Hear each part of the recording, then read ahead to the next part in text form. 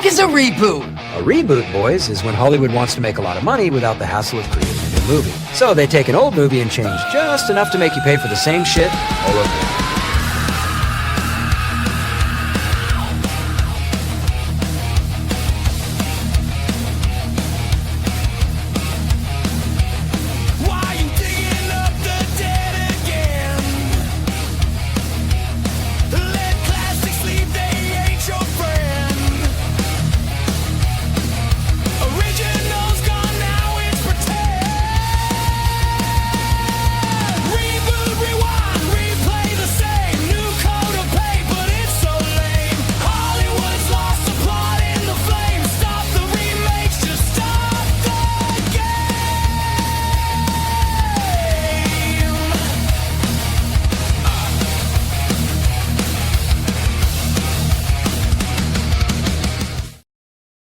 Hello and welcome to another episode of Frame for Frame. We've been gone a long time and we're back. Yeah, I will apologize. That's mostly on me. I mean, Yump, you have had a couple of cancellations, but I went to Hawaii for 10 days, disappeared off the map there for a while. I went and, because that's how the world works. I actually went off the edge of the planet and then returned, and I'm missing it today because it is very snowy for the first time this year. Yes, it's snowy in the Chicagoland area too. I believe we're getting 7 to 10 inches today. Not too bad right now, but it's coming down. Last time I looked. Well, I'm further west and it's moving east, so it's coming, man. It's absolutely going to be there. But you know what's great about a nice snowy day, especially like that first big snow when you have to wait for it to end and all that? It's perfect time to just chill out, watch some movies, or if you're like us and you have to put yourself on a screen or a podcast or whatever, you talk about movies. Yes, sir. So that's my co-host, Michael Cubes Fan Cotton. I'm your other co-host, Tom Yumper Garcia. And this is Frame for Frame. We actually planned this out, which is actually a good idea because we actually went with a new film today that we're going to be comparing to the old film with the release of the 2025 The Running Man, Cotton. So I'm really excited to hear what you think about the film because I went and saw it maybe the weekend it came out. And I know you saw it that Wednesday going forward. Of course, I watched the original. You have too. But I really want to see what you thought of the new one. Yeah. So this episode's going to be kind of fun because it's a newer film we're doing that just came out. And with that, Cotton, since we're doing new films, we're going to do a new thing in our Act 1, and we're going to dedicate that to your previews of the films coming out that have remakes or sequels. All right, let's jump into it. Cool. If elected mayor, my first act will be to kill the whole lot of you and burn you turn to cinders. I know it's on. Nice. Okay, Penguins. Thought we'd mix it up a bit, because, hey, we're still, working out the 100% best way to do this show. So, coming up with new things, I thought I'd do a quick, news segment about remakes, sequels, and adaptations of movies that will be coming out within the next 2 weeks. And Yumper famously hates that Hollywood does nothing new. They only do sequels and remakes and stuff. So I thought I'd get his take on some of these before we get a chance to actually watch them or see much about them. So in the first, and we were going to do this Wednesday. So the first one I have is actually Zootopia 2. That came out on Wednesday. They're trying to hit that big holiday market. There's nothing more appropriate for Thanksgiving as anthropomorphic animals because this holiday is just basically about eating animals, right? So what do you think about this show? Did you know anything about Zootopia 1? So I think I've seen Zootopia 1. I'm looking at the it was apparently good enough that you don't even remember whether you saw it. Well, see, the thing is, I have, my kid is small. He's small and younger than your kid, so he's 9.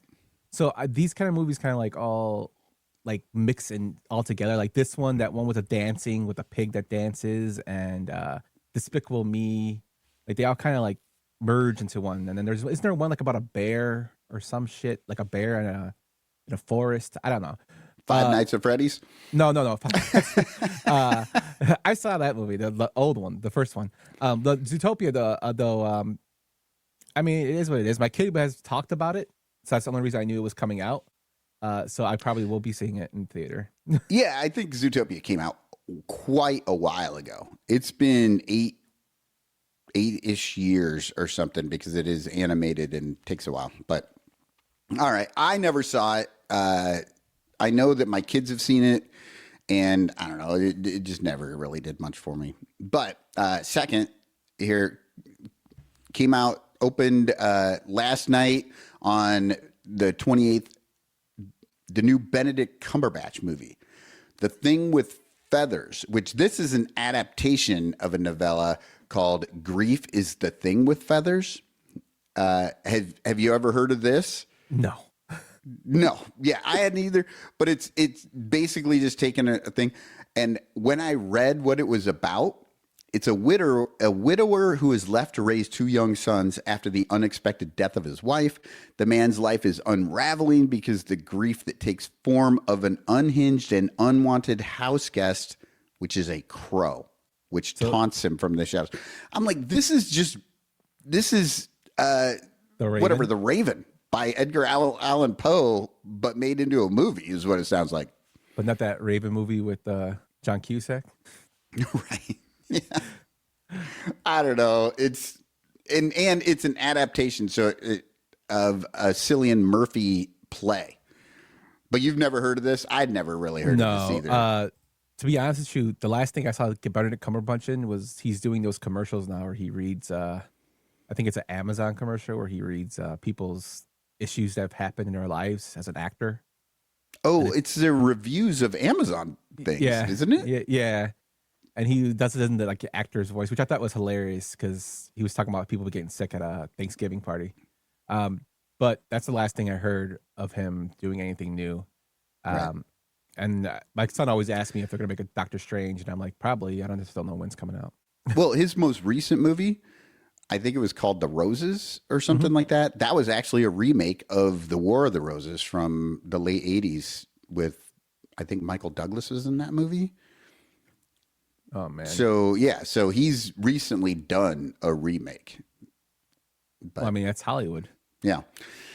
All right. So I mentioned it before. Next Friday, December 5th, we're getting the sequel to Five Nights at Freddy's. It is creatively called Five Nights at Freddy's 2 instead of, I don't know, maybe nights 6 through 10 or 5 more nights or really anything. So my guess is that they just put so much creativity into this movie that they couldn't come up with a better title. Have you seen the original? What do you think? What? Have you seen the original? I have not. It's really bad. So I expect nothing less from this film. I saw the preview actually for this film when I went to go see The Running Man. And I was like, wow, like but hey, you got to cash it on that video game. Yeah, I saw the preview at Running Man 2, and it was, I don't know. So my kids loved the game. Like they used to play this game a ton. But then when the movie came out, I was like, hey, you want to watch Five Nights at Freddy's? I'm like, I don't know anything really about the game, but you're into the game. Like we could watch a movie together. And they're like, nah. So I noticed that they're like trying to just come out with anything that is like pop culture or stuff that is just, made money on a different market. Like they had that Mousetrap when Mickey Mouse's character came out, to untrademarked, not like Steamboat Willie. Yeah. So they had Mousetrap, which is one of the worst horror movies I've ever seen in my life. Now they have one called Popeye the Slayer Man. I saw they've actually got a number of those. It's on Tubi, right? Is that where you're seeing it, I saw it on Tubi and I saw it on Prime. That's where it is. They are on Prime. They're like sort of deep in the suggestions, but yeah, there's Popeye the Slayer Man. I feel like there's a completely different Popeye one too, which I guess with Mickey Mouse hitting public domain, or not Mickey Mouse, but Steamboat Willie hitting public domain, it overshadowed Popeye. But I'm kind of interested in looking at the Popeye one. Well, they had one Winnie the Pooh too, killer one, right? Didn't they? Like Winnie the Pooh. Yes, they did. Blood and Honey was Winnie the Pooh. They've actually, I think, got a sequel to that, and then the next year, Piglet hit it, and so they have a Piglet movie too. It's a Piglet horror movie. Like, who thinks of this shit? Like, I understand that this is non-trademark, but like, who thought they've been waiting for 100 years or 70 years for these trademarks to drop off just so they can make a horrible horror movie? Like, it's amazing that they're, people are sitting around and they're just wanting to do something right, and they see this coming and they're like, all right, we've got, I assume, something like 3 weeks. Let's write a movie and film the whole thing. Yeah, like I'm looking at Blood and Honey, and it was directed and written by the same guy, so that makes sense. Yeah, I it's just one of those things. It's like you get an idea and it's in the public domain, and let's just try and cash in on it. He also did a movie called Freddy's Fridays. What is it? It's called Freddy's Fridays. Yeah, it's based off. I'm guessing it's based off Five Nights at Freddy's. It just has different Five characters. Guys at Freddy's is a movie about a fast food place. Oh wow. Yeah, I know Wally's World was like kind of a ripoff of Five Nights at Freddy's 2 with Nicolas Cage. Oh right. So yeah. I don't know. They just can't come up with original ideas. I think Wally's World, didn't that come out before Five Nights at Freddy's? But I think it was. I think it came out before the film, but I mean, it's still. Yeah, it was come out for a video game. Yeah, it was off the video game, like the idea. Yeah, but yeah, no, there are some interesting ones out there. But speaking of people picking up on that kind of stuff, I mean, they did Wicked. The new Wicked just came out, and that's based on a book by, I think his name is Gregory Maguire, but he started writing all these books, and it's public domain stuff, right? So he wrote the original Wicked, which is a different retelling of the story of the Wicked Witch of the West from Wizard of Oz. But then there's a bunch of sequels to that too, about the lion, about the Tin Man, all that stuff. But yeah, people, it's kind of, it can be fun. I know I read the original Wicked, but I couldn't get into the other ones. Like I read Return to Oz and the original Wizard of Oz. I saw the movie Return to Oz, which as a kid was like, what the hell's going on? Those were actually by L. Frank Baum. I mean, people don't realize he wrote like 13 books about Oz. I tried to watch the Wicked, could not get into it. The play I heard is awesome. I know people have gone to it, and the sequel, I'm hearing people are crying at it. I'm not much of a crier, and I didn't like the original, so I probably will skip that one. Yeah, I actually saw Wicked in the theater up in Chicago, and then watched Wicked 1 when that came out, but I skipped the second part of it. My family all went just the other day. I was just like, I've seen it. The play was good. It's very long. There's a lot of stuff going on, and I was just like, I can't sit through this anymore. Yeah, it's very good. Like, I get why it's good. It's just not for me. I liked the book, but then I saw the play, and again, good, but not as good as the book. And then for me, the movie just dropped off from the play. So it's diminishing returns for me. Yeah, I don't know, man. There's just like I was looking, I think, and I would throw this out to you because I'm going to ask Tony this as well. Like, we talked about this before, and like, do you think theaters are really, really dying? Like, the movie industry itself is dying in terms of going to the movie theaters? Because, yeah, there were some movies that made a lot of money, but like, it seems like the theaters aren't as full as they used to be. Well, I mean, I talked about this in my You're Not Gonna Like This column on sadisticpenguinstudios.com. Is that what it is? Yeah. And they're struggling, but the reason they're struggling is because the production companies are just screwing all this up. Like, when you can watch a movie, 2 weeks after its release at home, like, then why is anybody going to go to the movies? I mean, even when you want to go to the movies, that movie may not be there anymore. You know, like, you've got to, they put so much on this like opening weekend thing, but that's a self-made issue. They've made it so that the movies are out of the theaters so quickly that the only thing that matters is that opening weekend and maybe the next weekend. And then, I mean, there have been a number of times when I'm not a big go to the theater guy. I like it when I go, but I just don't do it a lot because I just don't really like to be around other people when I'm watching movies, you know? Sure, introvert. And I like to pause, right? Like, if I want to go to the bathroom or go grab some food or whatever, I will hit pause and then come back. And you can't do that when you're in a theater. So that's a little frustrating for me. The theater experience is fun. We'll talk about it a little bit later because I did actually go to the theater for our movie today. But I wanted to go to movies and they're just not there. Because if I go, I'm going week 2 or 3, right? After people have already seen it. I'm not going to be in a theater full of people.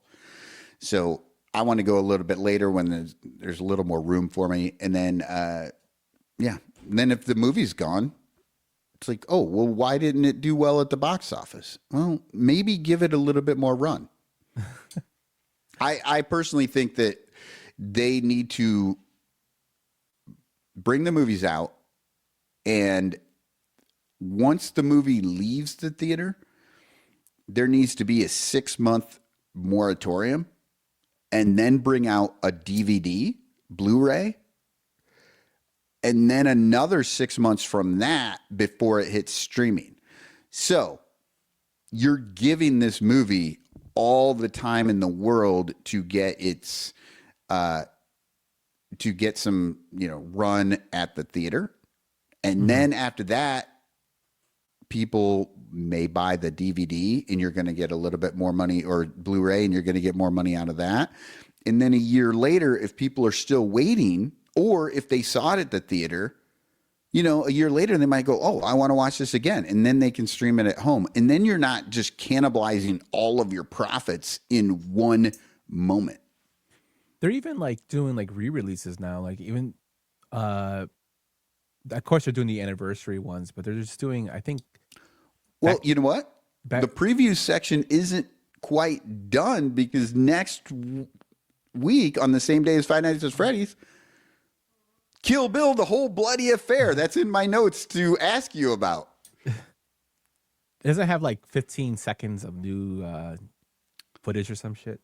Yeah, it's Kill Bill 1 and 2 in the original format, because apparently Quentin Tarantino actually made a 4.5 hour movie originally, and I think he was with the Weinsteins then, and they were like, no, you got to cut this into 2. We're not going to put out a 4.5 hour movie. And so then he cut it into 2. And when he did it, he had to re-edit. He had to move things in the story around. So if you go watch this, it's not going to be in the exact same format timeline. And then, then there's they said something about there's an animated section in it that ties them together. They do have an animated section in the film when they're introducing Lucy Liu's character, when they're talking about her backstory. Now this I would not go see in the theater. If this comes out on DVD or stream, I'll watch it. I'll buy it and watch it that way because I can pause for this.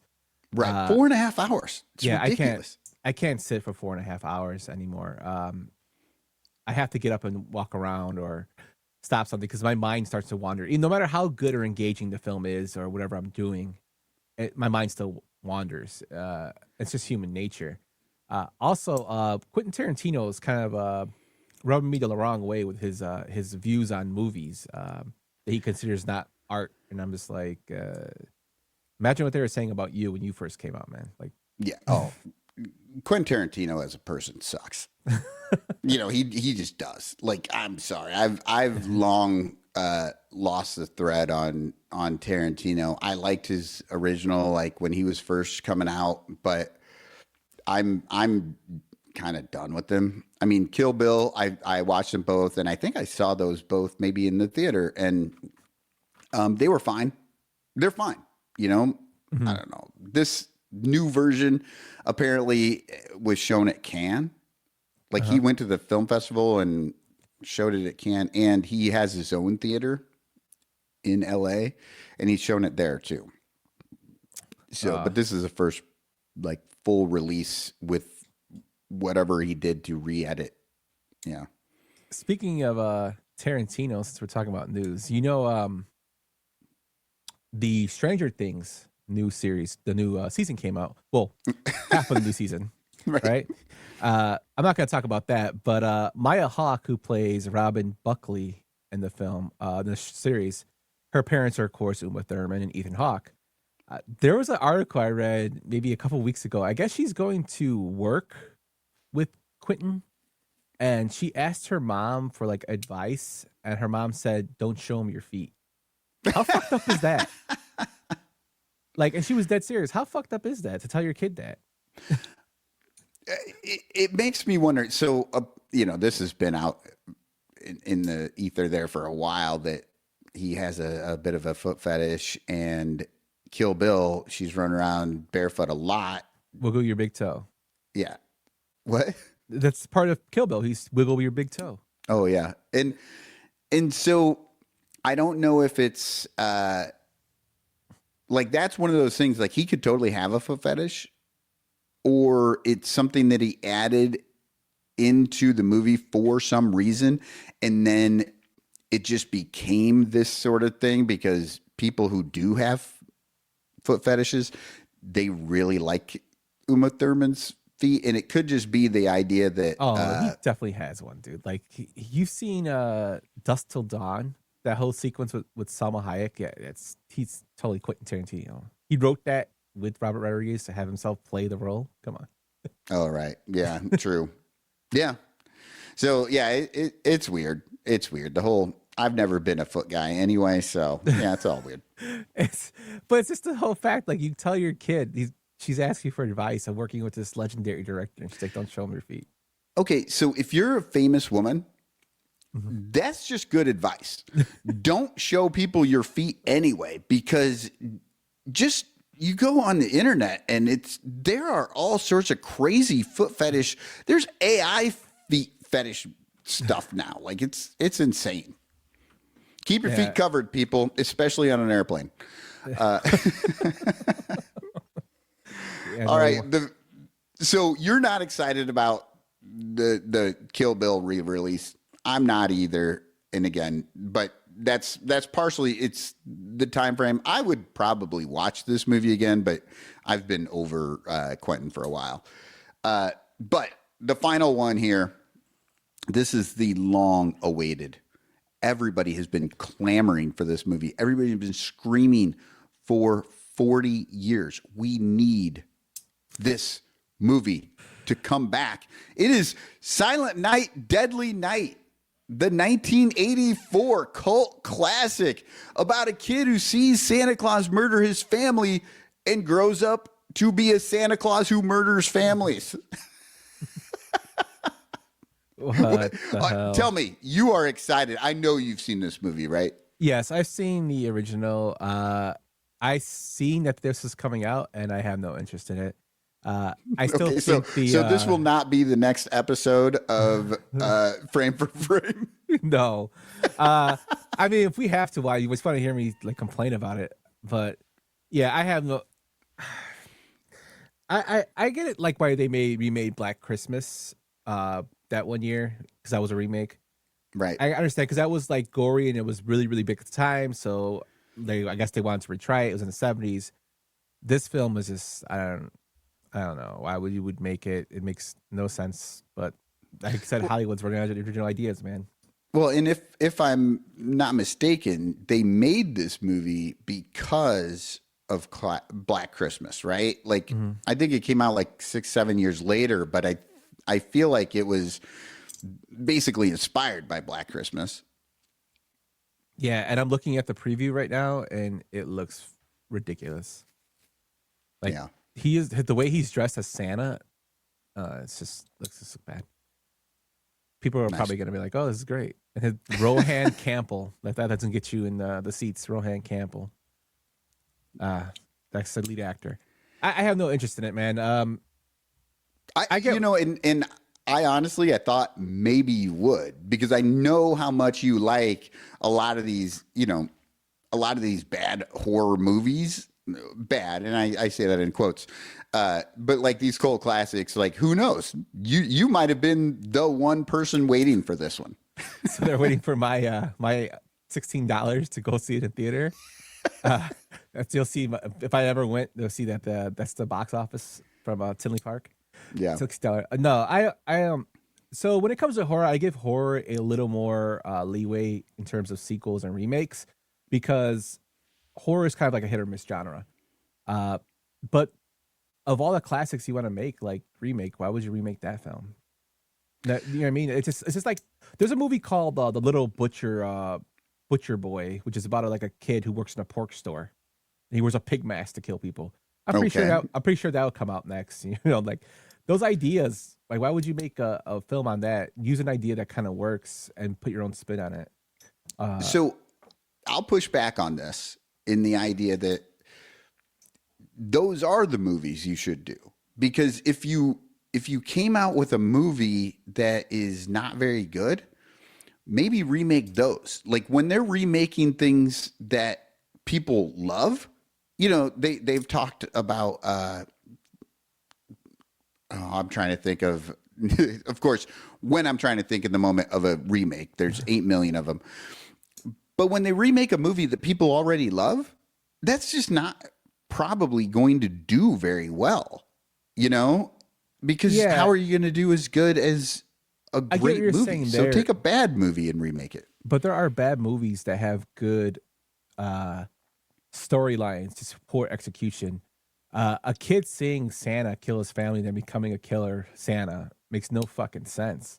That's true. So I understand what you're saying there. Like, you know what? A remake I would watch that's in the horror genre, if they did, would probably be Basket Case. If they did Basket Case, because the first one it's more of a cult classic, and it's not really a good plot, but it's interesting about a guy who has his twin brother in his basket he carries around. Like, I would like to see it more updated, to see like the graphics and like the animatronics with it, to see how cool that would look. Like, to me, horror has kind of gone down that road, whether it's remake city of like now they're coming out with another Exorcist coming out soon. They just announced that with Scarlett Johansson, or it's like another Conjuring movie, or what's the other one? Insidious, or it's fucking what's the other horror? It's just horrible movies. Like they're like one way or the other. They're not really. They're stuck in like a pitter patter of bad stuff right now. Right. Well, and I mean, and the idea is literally, let's just use the title, and go with whatever we want to do. And that's, I mean, honestly, that's the end of this like little previews news section. And a movie that just uses titles, I mean, kind of makes sense for what we're about to get into. Do we want to move on to? Yes, sir. Let's move on to our Act 2 and get into this film breakdown. And now for my next number, I'd like to return to the classics. So the first film we're going to be talking about is the original 1987 film, The Running Man, which we all know is a cult classic. And it was directed by Paul Michael Glaser, who is more of a TV director, as well as done several music videos for, I think he's done Genesis. I can't think of his name right now off the top of my head. Phil Collins. Phil Collins, thank you. He's done Phil Collins videos. But he's also done classics like Kazam with Shaq. Classic. The Air Up There with Kevin Bacon. The Cutting Edge and Band of the Hand are his other films he's really mostly known for. Okay, so Band of the Hand. Mm-hmm. I know I watched that back in the day. Do you remember that being good, or was I like just a kid who liked bad movies? To be honest with you, I probably saw it. It didn't make a big impression on me. Yeah. It was about like this guy that like took criminal kids and then turned them into, try to like reform them and use their talents to like do good, and then like a gang kills them, and so then the Band of the Hand gets revenge on the gang. Ah. I don't think it had a great story. It looks. I think it was like there wasn't like a clear cut act 1, 2, and 3. Like it just sort of went.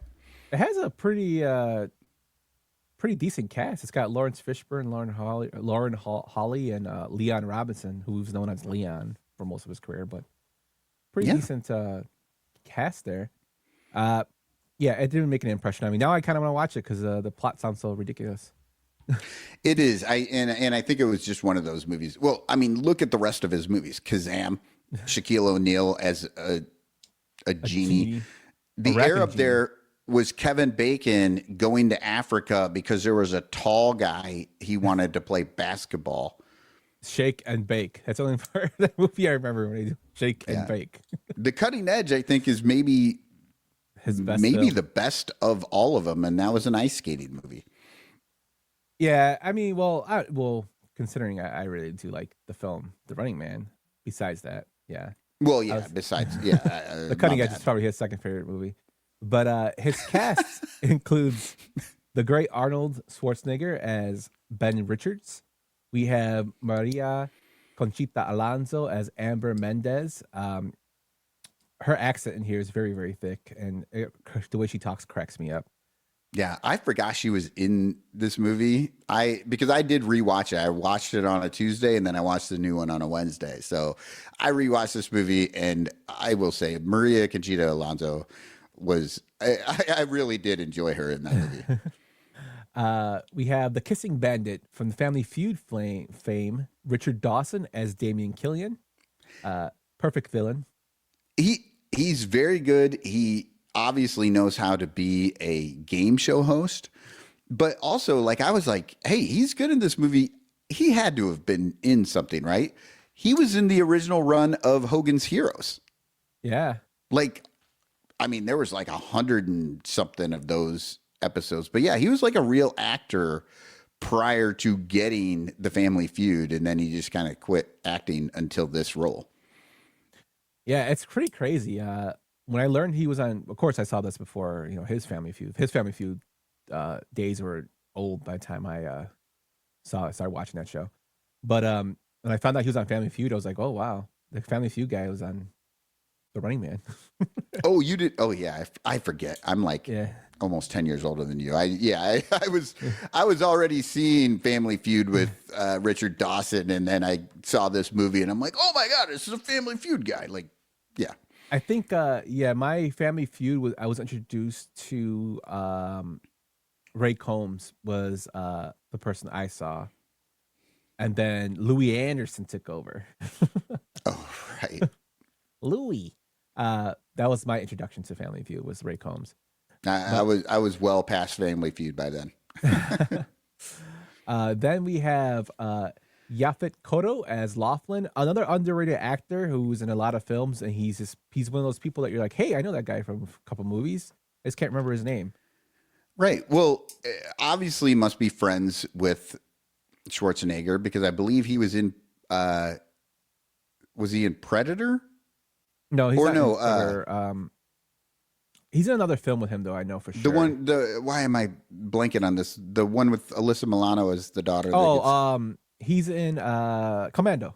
Commando. He's in Commando. Yeah. So he's got to be friends with them. And Schwarzenegger does take care of his friends. We'll get to a person he actually put in there with him. But we have Marvin J. McIntyre as Weiss. He kind of looks like my high school physics teacher, Mr. Cooney. So shout out to Mr. Cooney. We have our stalkers here: Professor Toru Tanaka as Sub-Zero, Gus Wrightwich as Buzzsaw, Earl Van Lith as Dynamo, and the great Jim Brown as Fireball, which I thought was hilarious that Jim Brown is a villain in the film. Right. Jim Brown is great. Now, Professor Toru Tanaka, is he a wrestling? Was he a wrestler? So he was a wrestler before and then became an actor. I always remember him from Pee-wee's Big Adventure as the butler. Yeah. Yeah. So not a real professor, just his wrestling name. He's a big cuddly bear as Sub-Zero. Yeah. Great cast of stalkers. Then we have the great Jesse Ventura as Captain Freedom. I put this picture up there because I thought it was hilarious what they gave him to wear. He looks like a jacked up, cheap version of a Transformer there. Yeah, his whole character arc, and we'll get into it a little bit when we talk. I don't know why they misused or didn't use him very well at all in this movie. It's almost like he came in for one day, they shot everything, and then he's gone. Yeah, it's very, very small. This one, Mick Fleetwood as Mick, which I thought was what? Yes, and for the younger listeners out there, Mick Fleetwood was part of Fleetwood Mac, the 1970s, early 80s massive supergroup. Just huge. I was absolutely blown away. I haven't seen this movie. I watched it probably 5, 6, 7 times when I was younger, but I hadn't seen it in a very long time. So when I saw Mick Fleetwood pop in there, I was really surprised. Yeah, it's ridiculous. And we also have, as I said, Arnold puts his friends in, and Sven Ole Thorson, hopefully I pronounced that correctly, plays Sven, the security guard that helps out Killian. He's one of, I guess, Arnold's training buddies. He was in Conan with them. He does little side roles, so he put him in this film with them. Yeah, I was kind of surprised that he was he has to be he looks like he could be an Schwarzenegger double or stuntman or something, right? Yeah, I believe he's done some of his side stuff as a stunt actor for he did Conan the Destroyer, Conan the Barbarian, so he's basically his stuntman. Yeah, but it's Arnold's personal dude, so right. And get him on screen, get him a very few lines, but a few lines, get him some exposure. Yeah, it's kind of funny when you look at his Wikipedia, and it's one of his things it says he lives in Santa Monica, California, has 2 dogs, a Jack Russell Terrier named Jake, and a Bull Terrier named Cleo. Now deceased. That's his personal bio. So somebody on the Wikipedia was just like, "Man, we got to have 3 more lines." Yeah. So that is the 1987 Running Man cast, Mr. Cotton. I will before I get to you, I'm going to give over some box office and ratings for this film. It had a budget of $27 million and a box office of $38 million, which kind of surprised me when I looked this up because I thought it made a lot more money than it actually did. I thought it was maybe in the 80s, 90s millions, but I think it made a lot of money on video, and then DVD, and then also being played on TV. It was just all over TV. Mm-hmm. That's probably why I thought, because it was it's definitely a cult classic. The ratings on IMDb are a 6.6 out of 10, 59 certified fresh on Rotten Tomatoes, which is not really good. Roger Ebert, though, gave it 2.5 stars. I actually read his article, and it was pretty funny what he thought of the film. But this film is set in 2025, which is pretty hilarious. But now let's go into the newer version of the film, the 2025 version. Oh, right. So this obviously just came out a couple of weeks ago, and I will tell you, I'm not up on all the new actors or whatever. So for me, like all the main characters, I was like, they were not, I didn't know any of them, honestly. I didn't know who Glenn Powell was, and he's like the main guy. So I was, but it was interesting. But yeah, the director I did know. Edgar Wright has done Last Night in Soho, Shaun of the Dead. He's famously good friends with Nick Frost and Simon Pegg. They all kind of came up together making the Shaun of the Dead movies. Then he also did Baby Driver, The World's End, Scott Pilgrim versus the World. Like Edgar Wright is a very accomplished director, done a lot of all those movies that are on that list I have seen and enjoyed. And not just enjoyed, been like, these are really cool. Like he's doing interesting new things. Yeah. So I'm a huge fan of Edgar Wright. Actually, my favorite film by him is actually Scott Pilgrim versus the World, just because it's something different. But I did like his take on horror in Last Night in Soho. Very, very talented. He can be funny, and like he does action very, very well. More of a serious films, if you want to go like Baby Driver, that has some comedy elements in it. But like he's a very, very talented director. Yeah, anytime you see Edgar Wright is directing a movie, you give it a chance, because even if it's not something, that you think, oh, I'm really into this or whatever, give it a chance, because honestly, I didn't know anything about Scott Pilgrim versus the World. I didn't know the character. I didn't know the comic, anything. And I watched that movie, went in completely cold, and I was blown away by that movie. That was a great movie, super fun. The whole aspect of it being like a video game style was great. Like I just really enjoyed it. Yeah. Also pretty badass soundtrack. All right. So Glenn Powell as Ben Richards, he is taking over for Arnold Schwarzenegger, and obviously much smaller, but they made sure to get this guy ripped and nice and oiled, and make him look good with his shirt off for sure. Or completely naked in a building. Yeah. But yeah, and again, I didn't know much about Glenn Powell going into this at all. So he's probably mostly famous for his role in Top Gun Maverick. Oh, okay. He was in the sequel.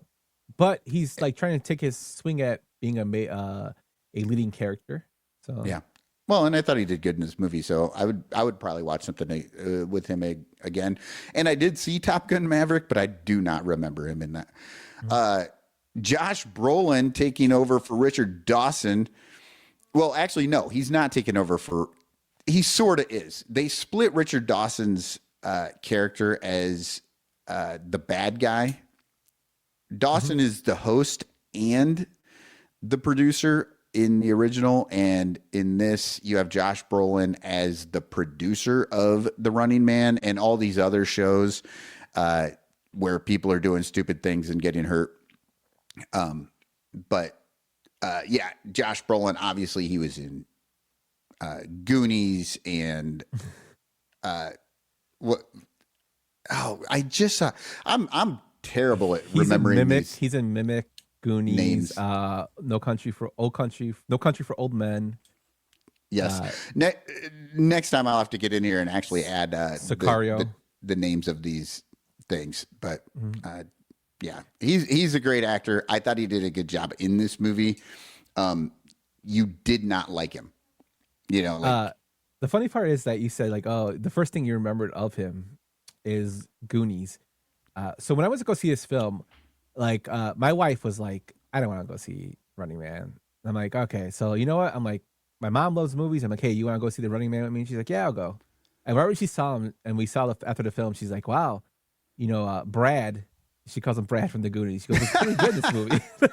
That's awesome that she actually calls him by his name, by his character name. Yeah, Brad from the Goonies is actually pretty good in this movie. I'm like, oh. So it made me laugh that you said, the first thing you said was the Goonies.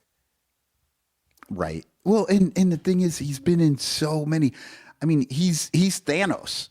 And I wasn't even thinking of that. Like, but of course, Thanos, he doesn't necessarily look like Thanos. You know, so it's, yeah, he's been in so many things, been around for a long time. But I mean, hey, I'm a child of the 80s. So, you know, you give me some Goonies, you know, all this. He was also in Deadpool 2. He was Cable. Like, he's been. Oh, yeah, he wasn't that. Yeah. Okay, who we got? Jamie Lawson again.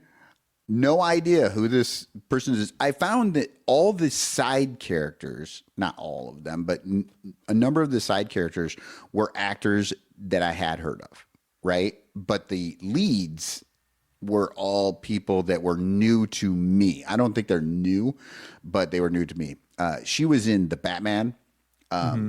Sinners is one that she was in just recently, and The Woman King. So she's got a pretty good resume already. I just don't follow this stuff very closely. The only reason I knew her was because of Sinners. And I know my brother-in-law is going to punch me. He's been telling me to watch The Penguin for a long time. I guess she's in that show too as well. It's from her Batman character. I haven't been able to get around to it. Right. Oh, and I guess we should say it's the most recent Batman, the Batman. Yeah, I mean, people I would figure she's pretty young. Yeah. All right.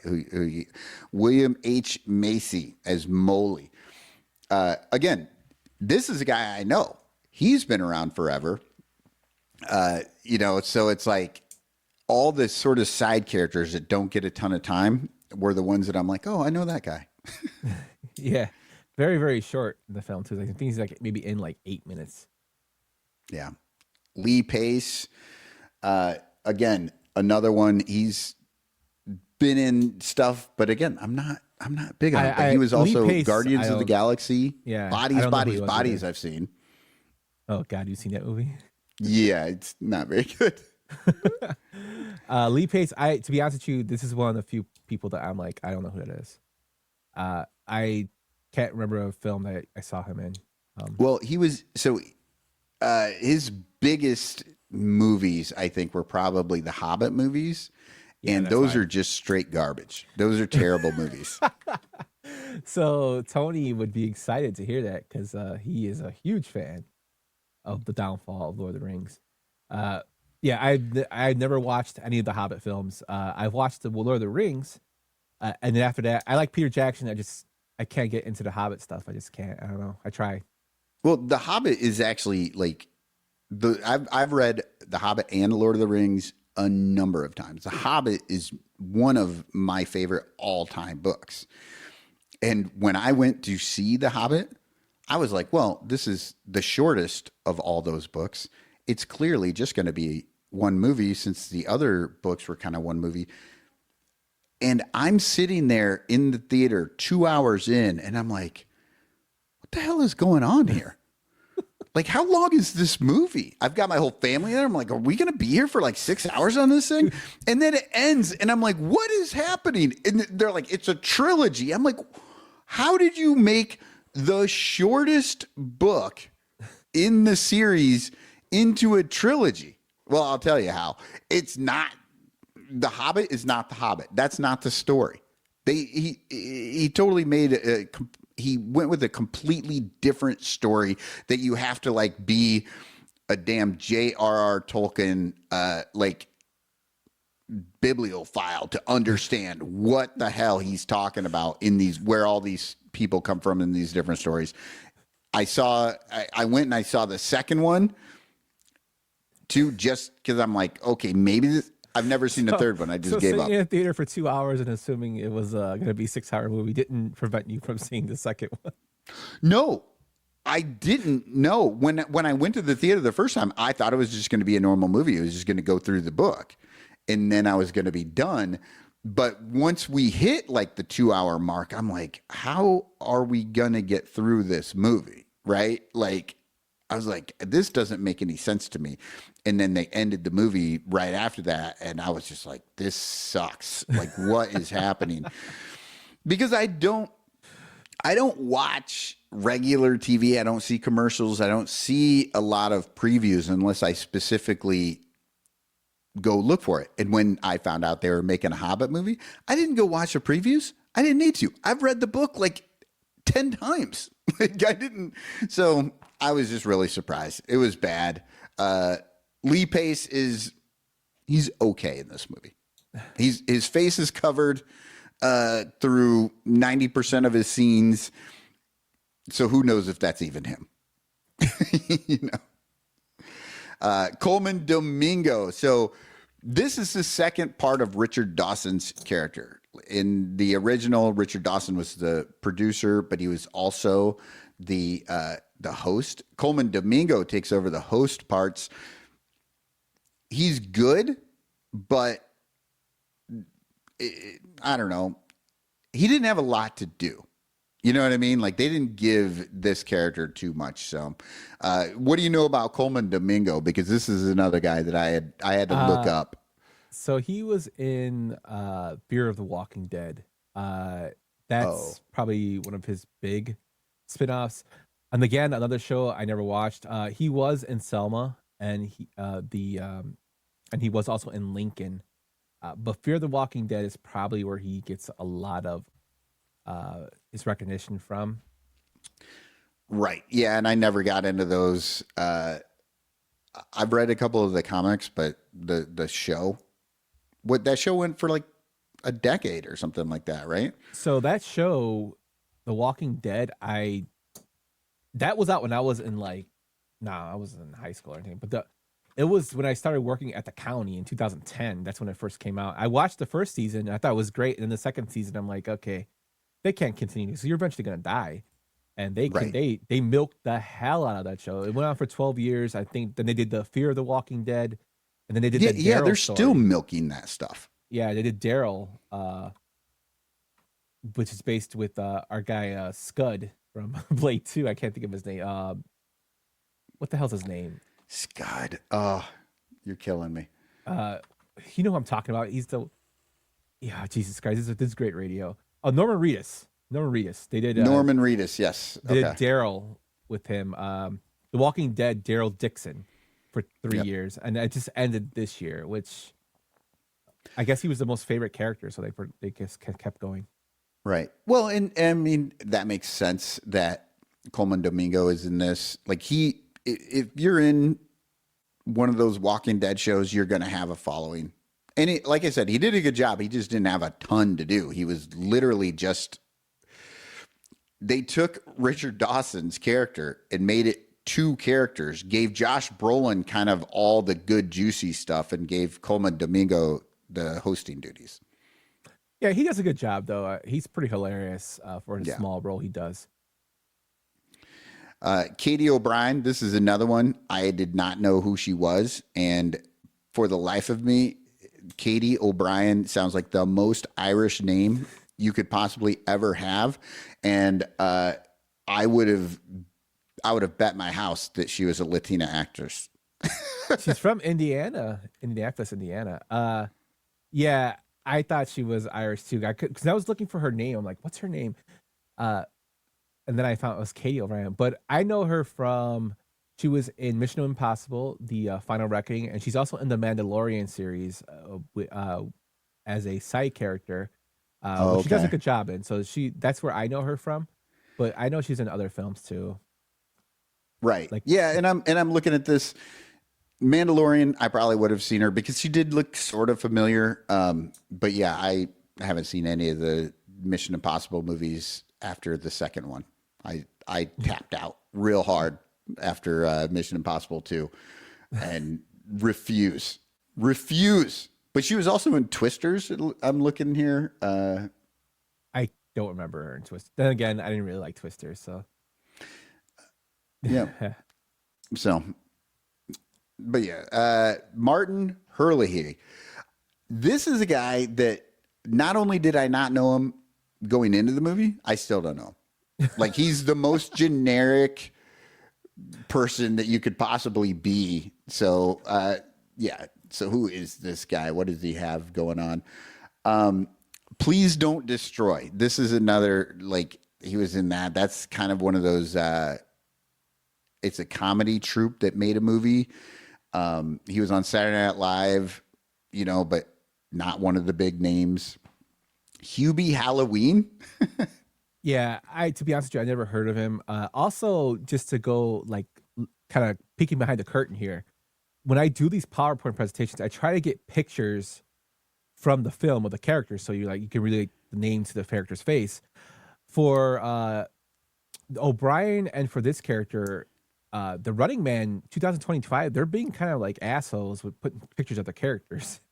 Oh, really? Out there, yeah. So I had to cut. If you notice, this is a crop picture, and Katie O'Brien's picture is also cropped because I only could find one or two pictures of them, and they're mostly ensemble pictures.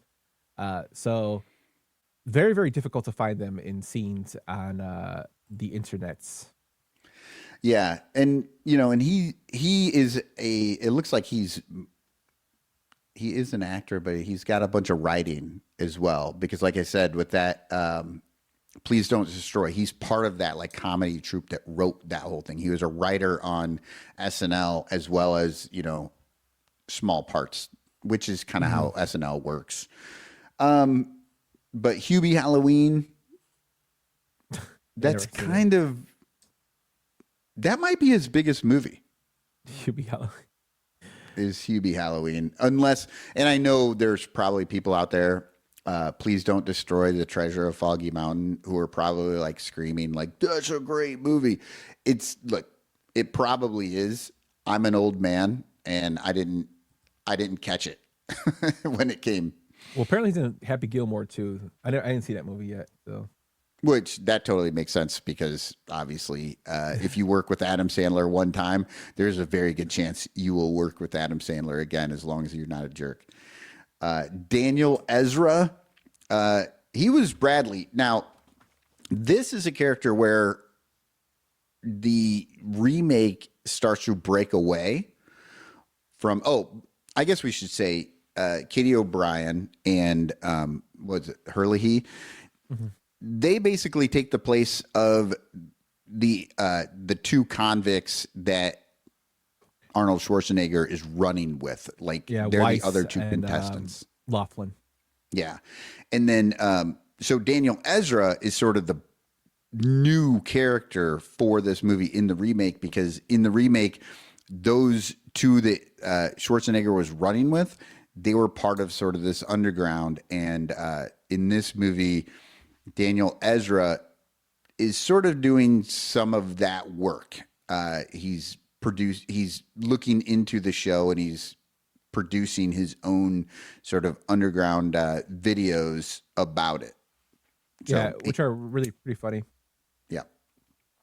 So, but I don't know what he did before. He's a TV star. So Ezra has done All American, which is a TV series. He's done Discovery of Witches, Prey, mostly miniseries or TV. He's done a couple films, Blood Cells.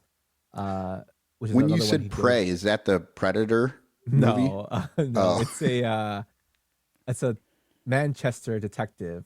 So it's an English series. I was gonna say, because that Prey Predator movie was excellent.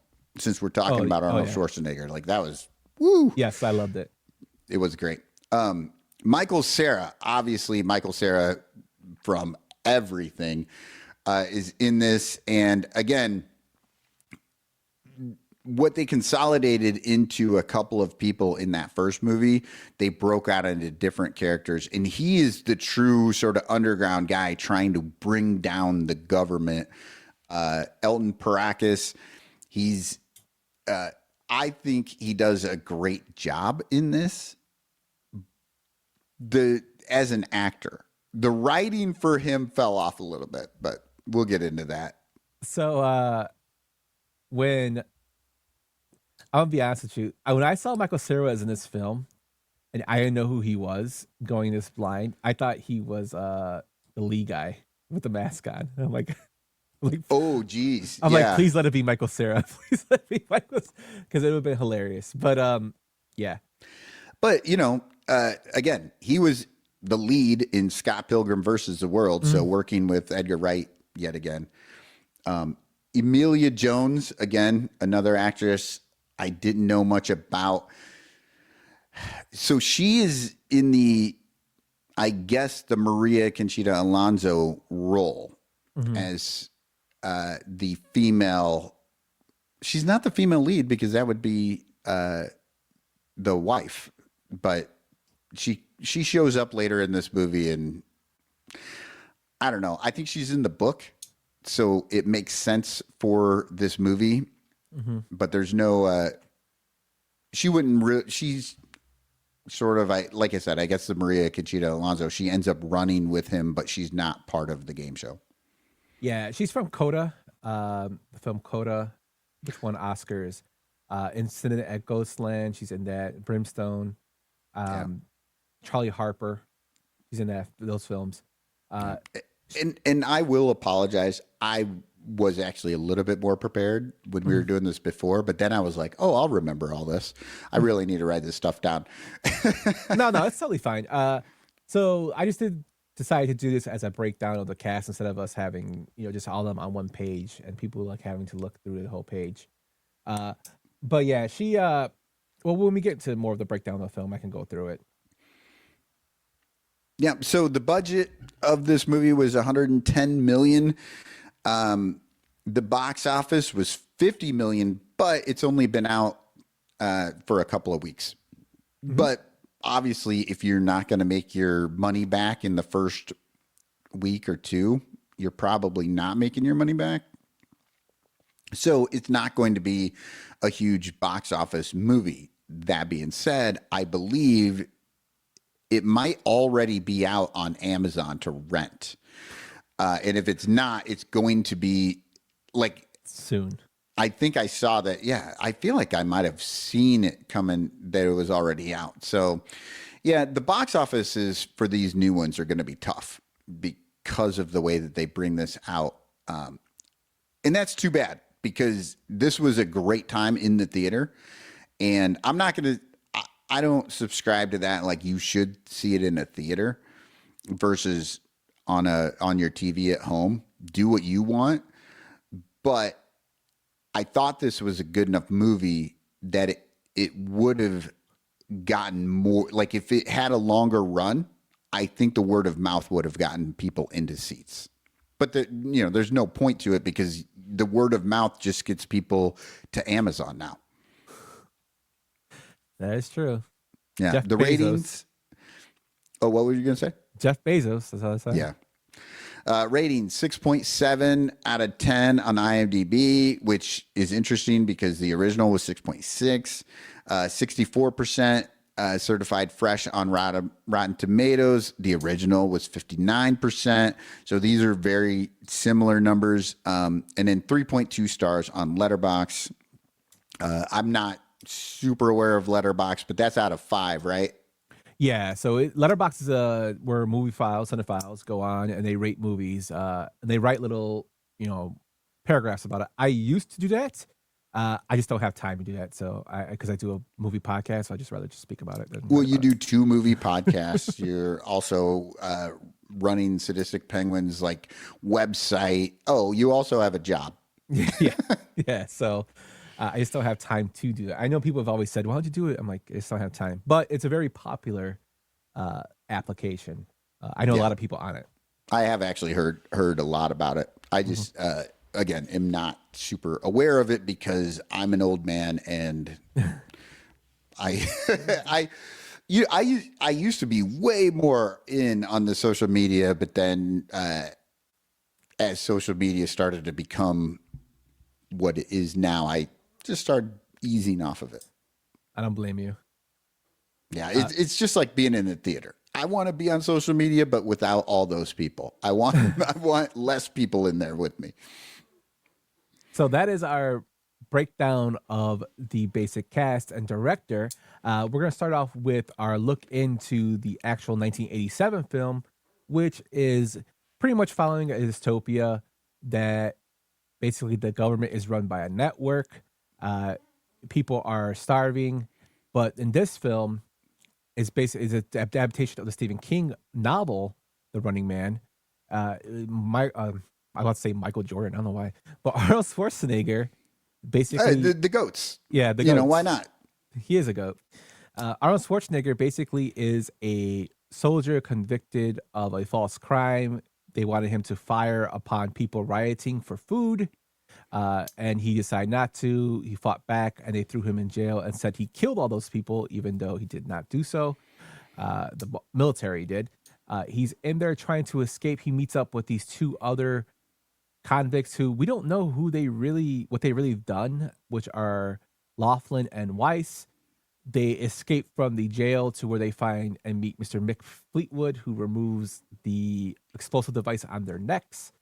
And he eventually tries to get away to another part of the country by basically breaking into apartment, which he thought was his brother's. Yeah, so you're right. And the two that he broke out with are part of this underground network. And Mick Fleetwood as Mick, because you don't want to give a singer too much to remember. But yeah, so Mick Fleetwood is the leader of the underground. They get over there and but Schwarzenegger is not a part of it, right? No. So he just decides, y'all do what you want. I am going to Hawaii, which I thought was hilarious because I watched this right after I went to Hawaii. But he was all into going, I'm going to Hawaii. And so he bails on them immediately and ends up hooking up with Maria Conchita Alonso because she lives in his brother's old apartment, and he didn't realize his brother didn't live there. Yeah, his brother was actually sent away from reassignment therapy, which means the government is basically going to turn him into a zombie or lobotomize him. So while trying to escape, he is caught by the police, and seeing him run from the cops gets Richard Dawson all hot and heavy as he hosts a show called The Running Man, which has criminals fight for their freedom by being chased by stalkers throughout the various course. Now, this is, of course, a different take on the book, as in the book is you are basically let out into society, and society can either help you or turn against you and get money for reporting you to where your location is. And this film, it's more of a controlled area, which I always thought was funny too. They said it was 400 blocks of a city that had been, which, did you get an idea of what city it was? I feel like maybe they said it, but 400 blocks has got to be like a New York or something. Yeah. Maybe LA. And it all looks the same. So, I mean, do we really see 400 blocks? Not no, really. Absolutely not. But that's just sort of what they said. So it's like you said, it's a controlled area that they send them into so that they can film it and everything. And since you brought up the book, so I watched this movie, honestly, probably 1988 when it came out on VHS. And then I read the book in early to mid 90s and remember reading the book and going, wow, this is quite a bit different. And I really liked the book, but I didn't realize how different it was, or I hadn't remembered how different it was until I watched it the other day, watched this movie. Yeah, it's vastly different from the book. Doesn't make it bad, which is surprisingly, because I'm always like, oh, the book is better than the film.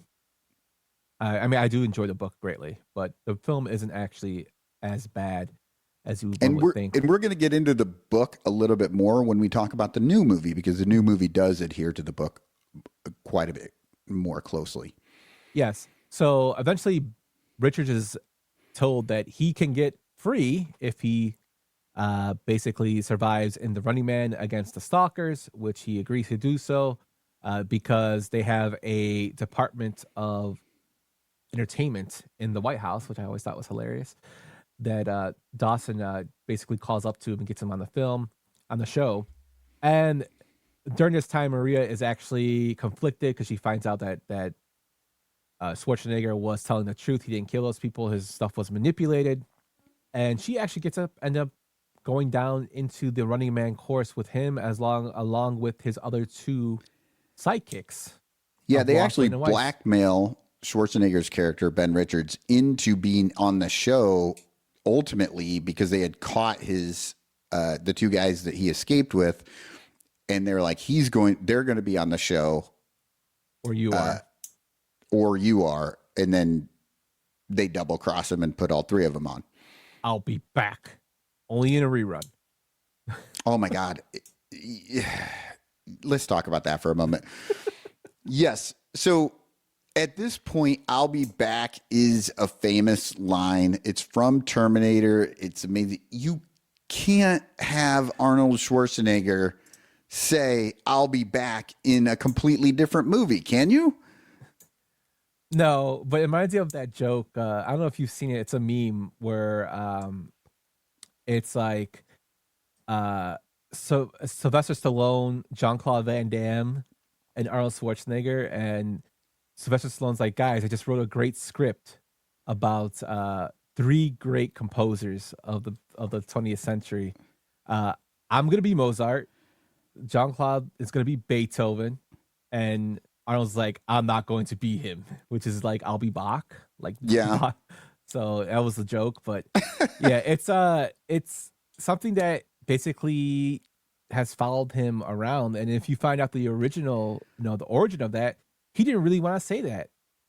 James Cameron told him, hey, do I tell you how to act? And he's like, no. He said, then don't tell me how to fucking write my movie. Which is a story that Schwarzenegger has told, which is funny. And James Cameron is obviously brilliant, and he was correct, because that line is the line from that movie. Yeah, and it's gone to follow Arnold his whole career. Into this movie, they're about to send him down this chute in this little pod thing, and he says, I'll be back, to Richard Dawson. And I don't know. Maybe if I'm watching this in 1987, maybe I'm into that line. Maybe I'm like, oh, that's awesome that he said that. But in 2025, I'm just like, really? Come on, guys. Yeah, it cracks me up. But as Richards goes down there, he fights against the Stalkers, which I revealed earlier are played by the Tanaka guy, Professor Tanaka, who's Sub-Zero. Has probably one of the funniest deaths in the film. And Arnold's line, now he's just plain Zero, is probably one of the worst lines ever. But it's delivered by Arnold and made me laugh. What'd you think of that whole sequence there? Yeah. Well, I mean, it's ridiculous, obviously. First off, the Stalkers. This is one thing that drives me nuts when they do either an adaptation or a remake of a story, and they change some little bit that is inconsequential completely. In the book, these are called hunters. And then they just call them stalkers. Why? What was the point of changing that part of it? Or they'll change. It's ridiculous. I rubbed up against that right away. I'm like, why stalkers? But these stalkers that they create are like WWF personalities. They all have a specific thing, and Sub-Zero Tanaka came out, and he's attacking them as a hockey player and trying to kill them with, I don't know, a sharpened hockey stick. Yeah, and throws him. He puts Weiss into a goal. Yeah, that was the other thing too. Like, he chases Weiss down, Weiss falls, and you think he's going to get killed, but no, instead the hockey net closes as a little cage so that he wouldn't kill him, which seemed like the antithesis to the show. But also, this is another spot where this breaks away from the book. In the book, you're just out running in the world. In this TV show, they basically got sort of directed. Like, whatever they did, they ended up on this ice skating rink. Yeah, that's one thing I did notice, and that's, I guess, will be kind of a pet peeve, or more of a me nitpicking, was how the hell were they like kind of forced into those areas to fight? Like, what if Sub-Zero wasn't the guy picked? What if they picked some other guy? Like, would they force them to go into that or lead them towards that area? So were those See- people on like the motorcycles chasing them towards those areas? Right. See, and I think, yeah. And again, this is an hour and a half movie. They did not have a ton of time to build out a lot of this stuff, but I think somehow they were directing them to this because ultimately they end up in the movie. It just makes it seem like they're like, oh, why are we in a hockey rink? Like, how did they get there? But yes, it seems odd that a random person watching the show chose who the person would be. She chose Sub-Zero to be the first stalker, and then they ended up in this ice skating rink going up against Sub-Zero. Yeah, and then they fight Buzzsaw and Dynamo, which Dynamo is the most ridiculous character. Who Oh my sings God. Opera. Dynamo, if you have not seen this movie, Dynamo is an electric man. He has all these like Christmas lights all over him, and he can shoot you with electricity. He is also a very heavy individual, and he sings opera. Like he is supposed to be like a Pavarotti. Like who decided, you know what would be a great character hunting down Arnold Schwarzenegger? Fat Pavarotti in a light bulb suit. Well, I think Driving a car that's too small for him. I think they tried to like make it eccentric because we're in the year 2025. But it makes me laugh because Arnold actually calls him Christmas tree. He's like, "Hey, Christmas tree!" when he sees him. His character is by far the weakest in terms of like cool. Like Buzzsaw was just a crazy guy with a saw. Not only is it the weakest character, this Dynamo, but also gets more time. Comes back later in this movie. Gets kicked in the nuts, yeah. To get electrocuted. Yeah. But without going any more into the story, that's basically the plot of the film. I want to more go into what I liked about this film. So what I liked about this film, Cotton, was one, it's nostalgic. I grew up watching it. I really like that aspect of it, and that's what kind of makes me love for this film as well as reading this. Even though the book and it are completely different, the nostalgia of it really, really kind of made my love for it grow in that sense. So that's a bad sign, Yumper. when the thing you like about the movie is that you remember how you felt when you were a kid watching it, when that's the first thing you can bring up, it's probably not good. I will 100% agree with you. I did enjoy this movie. I watched it the other day, and I still like it. It's fun. It is Arnold Schwarzenegger action at its kind of wildest, right? Because you have all these crazy characters. You know, the stalkers each have like this WWF persona that they're using. And there's a specific way that they're trying to kill these people, which, by the way, all those ways that they're trying to kill them are the way that Arnold Schwarzenegger kills them back, right? So it's like Sub-Zero gets killed by, well, actually, he got wrapped up in he got wrapped up in the barbed razor wire. That was around his rink. So I mean, he was killed by something in his rink. Yeah, but it was in his rink. Yeah, and all these characters, like you look, the guy that has chainsaw, he would have been better off. Buzzsaw would have been better off fighting Schwarzenegger without the chainsaw. He relies way too heavy. So if you're watching this is the thing I was sticking. Like all the stalkers rely way too much on their gimmick and their weapon to do this thing, trying to kill him, and then he's ultimately able to turn that gimmick back on them somehow. Yeah, that's probably the downfall of the villains, like their weak points. But in terms of like not just the nostalgia for the film, you have Arnold with his one-liners, Right. which is great. Now, in terms of like stuff that I didn't like, one thing I didn't like is their shallow characters. Like Laughlin and Weiss, they never really, like you said, they never really explained what they did like they're part of this underground crew, okay, but what was their backstory? They never really explained what the thing was on there. It had some cheesy special effects in the film. That was like one of the things that I guess limited it a little bit. I didn't like that was all in one big 400 block thing. I did like the whole open world thing in the book, which kind of took it away from me. And of course, it's really, really predictable for how this movie's going to end. Yeah.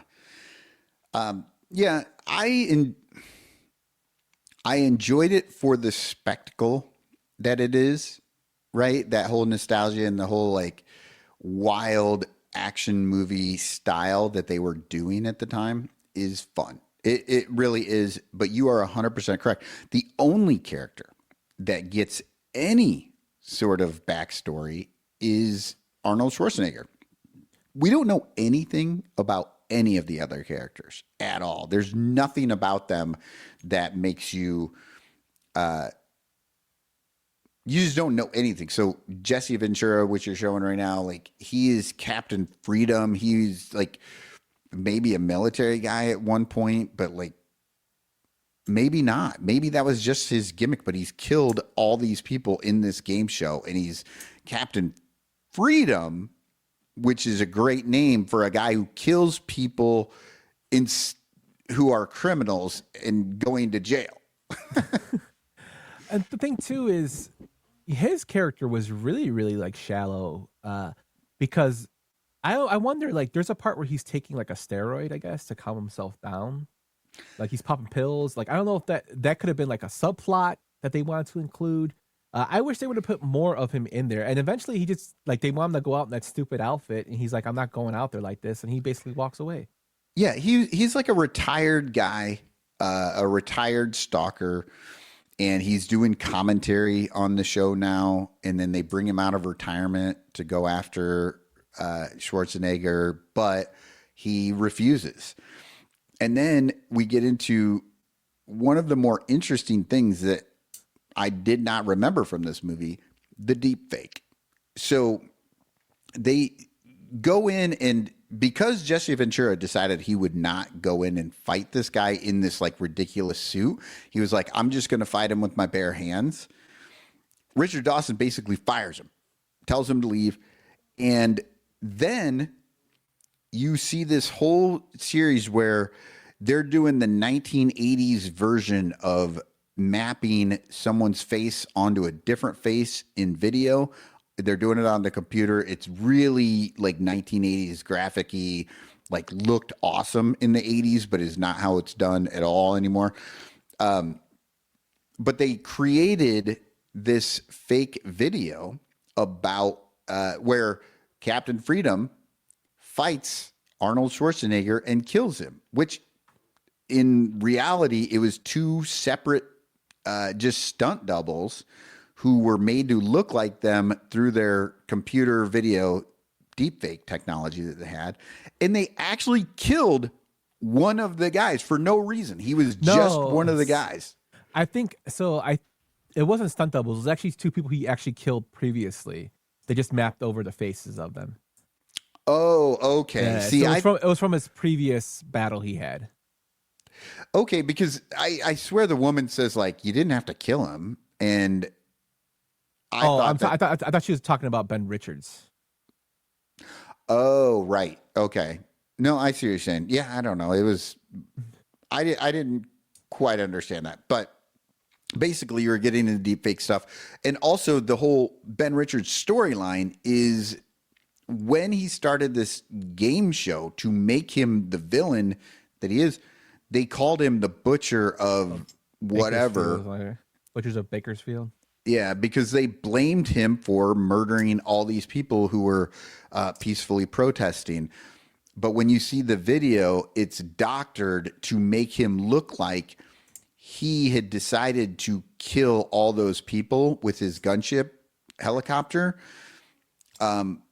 against the orders of the military, when in fact it was exactly the opposite. So again, that's like that deep fake sort of thing, which in 1987 and even for that, right? Like they had to come up with this. That's really wild stuff, especially since it's set in 2025. And one of our big things right now in 2025 is deepfakes being this sort of technology that you can do this. Like, Yeah. I was amazed that because I had completely forgotten about that part of the movie. And I thought it was great. And it was amazing that it was so relevant to our time right now, this almost 40-year-old movie. So Yeah. really good in that sense.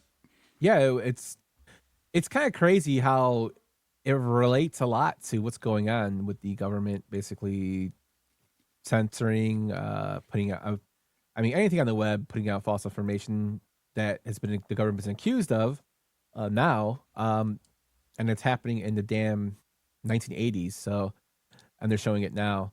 Yeah. In real Obviously, the technology that they use to do these things is totally different, right? But just that concept that somebody would be doing this to alter how you're looking at people and alter people's innocence or guilt was amazingly prescient. Yeah, propaganda. Yeah. And no, and then I have to say, so this movie sort of rode a line with me, right? I enjoyed the nostalgia of it. I enjoyed the over-the-top action, bad one-liners, all of this stuff, while also hating certain things about it.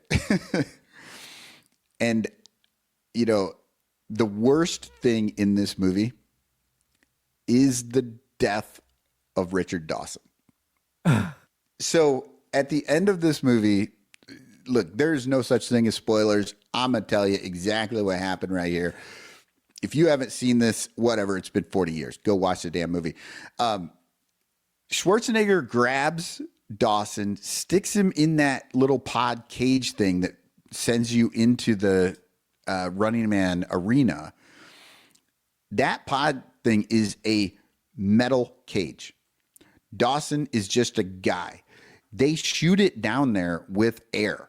Like you see him crank up the air so that it's much higher than when they shot him down. And he hits it. So Richard Dawson shoots through these tunnels in this cage way faster. And at the end, he flies out. And instead of just crashing on the ground like Schwarzenegger did, he flies up in the air, you know, ostensibly because there was so much air pressure behind him, flies through the air and right into a billboard of Richard Dawson for the Running Man and explodes. A billboard, a wooden billboard, a metal cage, and a human all come together and explode in like this amazing fireball. I don't know what happened there, but it was insane how big of an explosion that was. Yeah. The crazy part is when I was doing some research for this, the original villain death was scrapped for Killian. The rocketed one was the one that came through, but an earlier draft had an even wilder end of the film. One idea was that he'd be killed by the network's own stalkers or torn apart by the audience. And another rumor claims that the scene was conceived where Killian would be dumped into a cage of wild animals, aka alligators. Oh, why? The budget and tone likely nixed these ideas, leading to a slightly simpler but still satisfying. Now, if you're Cotton, rockets led into a billboard death. Yeah, it's insane. And then of course there's the whole subplot where there's this underground who are trying to take control of the airwaves and broadcast this stuff. They ultimately get a hold of the undoctored footage of Schwarzenegger That's somehow at the movie, the network that anybody can walk into and basically look through. Yeah. And so they get this footage. They get control of these satellite relays, which happen to be in this 400 block area of this city. And basically they exonerate Arnold Schwarzenegger's characters, right? He's no longer guilty because you see what actually happened. But that's all that happened. It did not bring down the government. There was this idea that that's what they were working towards. But when they actually did it, all it did was just prove Schwarzenegger wasn't guilty. And then Schwarzenegger and Maria Conchita Alonso go in and with a strike team to the studio and kill all the studio heads and the people working for the networks. And then, of course, Maria Conchita Alonso was able to get revenge on Dynamo, who was trying to rape her. And just for the reason that we could see a fat man in his tighty whities and a Christmas tree suit or whatever the hell he's wearing. Why was he still wearing that? I don't understand. Why was he walking around in his tighty whities with the stuff on him still? Right. I don't know, man. Come to me, my love. Yeah. So then they kill everybody in the studio, and Schwarzenegger goes on and launches Richard Dawson. End of movie. No idea. That whole subplot, no clue what that did to make things better. Right? Like, other than making it so Schwarzenegger wasn't guilty. That's it. I have no idea. So it would have been great. Plot twist.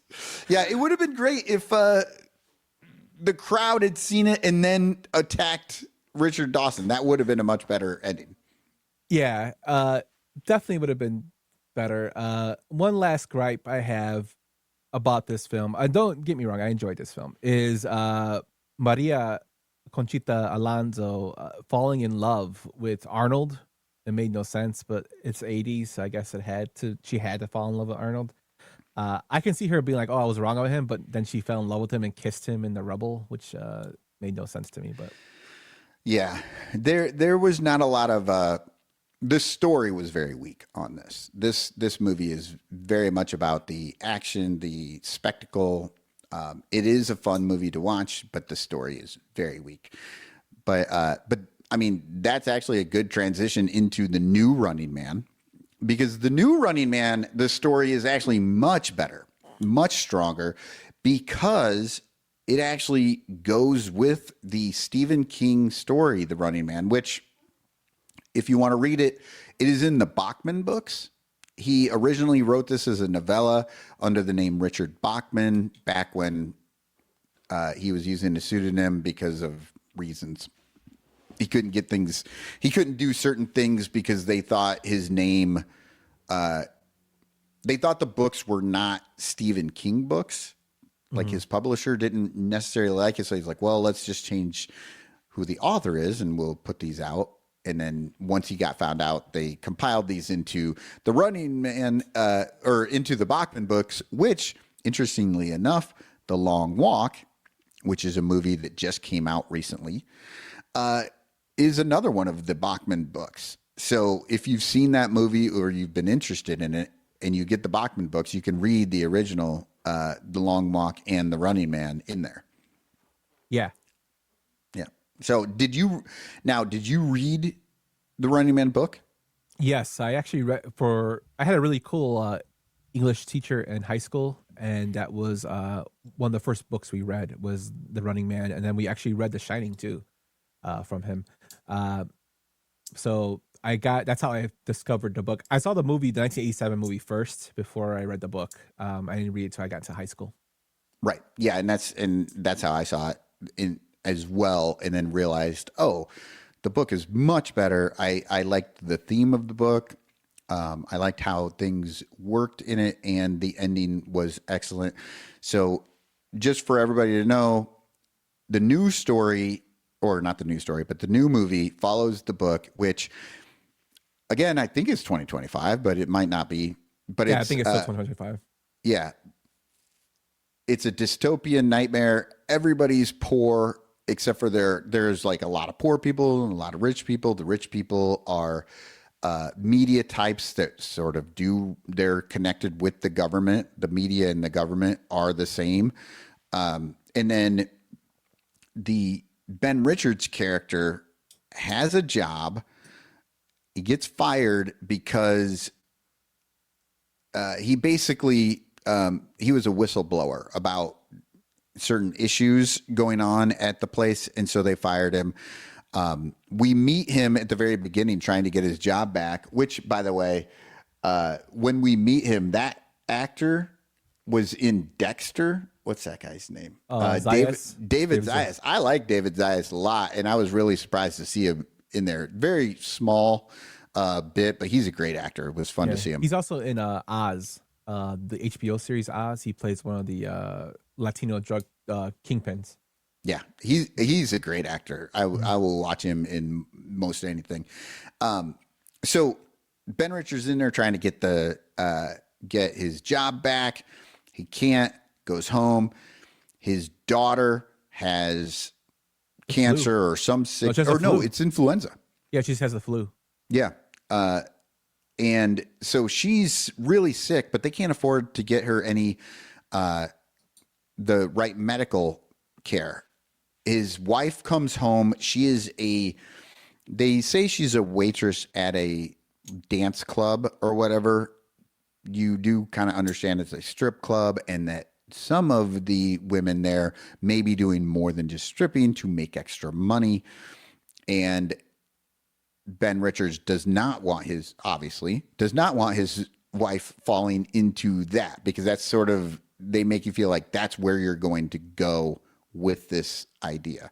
Yeah, and to paint a broad picture, basically the rich are separated from the poor. When he goes to the network to try to get a job on a show, he has to go through a barrier, and they ask him what he's doing there, and he says he's going to go audition for a show, and they'll say no loitering or you will be shot. So they're following him, watching him, and the area where the network is where all the rich people live. Also in the book, she actually was selling herself for money. That's how poor they were. Right. Yeah, this story was a little bit more graphic and dark, even than this movie. But and we'll get into that too, because this movie does get away from the story a little bit. It's just much closer to it. But yeah, so he decides he's watching all these game shows. This is what the rich people do. They watch TV with these game shows where poor people are trying to earn money. And the way they do it is on all these crazy, they did like this hamster wheel thing where a fat guy is running on a hamster wheel and they're asking him questions. And if he gets them wrong, the wheel goes faster. And if he gets them right, they get more money. Yeah, he gets his money, or the money just goes to his family if he dies, which I think he dies in this. Like, it's all these game shows are putting regular humans at physical risk in order to get money. And that's the society that they're in. Ben Richards wants to be on this show because he wants to earn some money to get his daughter the meds that they need. So he goes to audition. Now, he does not want to be on The Running Man. He actually wants to be on any of the other shows, but you have to audition for everything. And then they just they put you through a bunch of physical tests and they see where you're at. They film your attitude, all of this stuff. And when he gets done, they're like, we want you for The Running Man, and we're not going to let you be on any of the other shows, even if even if that's what you want, because he did not want to do it. Yeah, and if he survives 30 days on The Running Man, he gets $1 billion, or his family will get. I think he gets credits every day he survives. Money will be transferred to his family's account. They'll be put in safe hiding. Also, he has to make a video every day of himself, which I thought was kind of weird. And he has to deliver it. It is, but then you find out why they're doing that later, because when he sends these videos out, it's a way for them to track him. They're sort of quote unquote cheating, but yeah, he even Josh Brolin's character Killian even sets him up at the first thing. He says, I'm gonna give you some advice, stick with your own, which is basically what they tell him. Don't stick with your own, as what Molly tells him. Yeah, like they'll sell you out for anything. But yeah, it's just Dystopia, which is kind of funny when you're talking about the TV show aspect of it. Our own person that's running border security, Attorney General, suggested maybe we have a TV show for giving immigration. Yeah. It's insane how much, and you have to remember, listeners, this part of the movie is very much right with the story. Like this, in fact, this whole movie, right up until the maybe act 3 of the movie, does go pretty closely with the story, except for like the embellishments that they need to do in order to make it a movie, right? They don't actually change the story until act 3. But yeah, so he's on this show. He's going to start making money. And this is where we meet Hurley and O'Brien. What are their characters' names? Laughlin and, I don't know, dead white guy, I think is Tim. that guy's name. Tim. Yeah.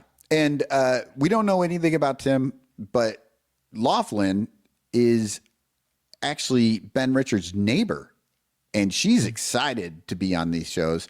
And the 3 of them get picked for the Running Man, which the Running Man is the one that you can make the most money. All the other ones are just sort of, you can make a little bit of money. It's really not worth it. Running Man also not worth it because basically you're going to die. Nobody's ever made it through the Running Man for 30 days. The longest anybody has ever made it was 29 days. And that's like the record. Nobody's ever actually gotten the $1 billion. So these other 2 get brought out on the stage. They're all 3 going to run together, but they do not know each other in the way that they did in the original movie.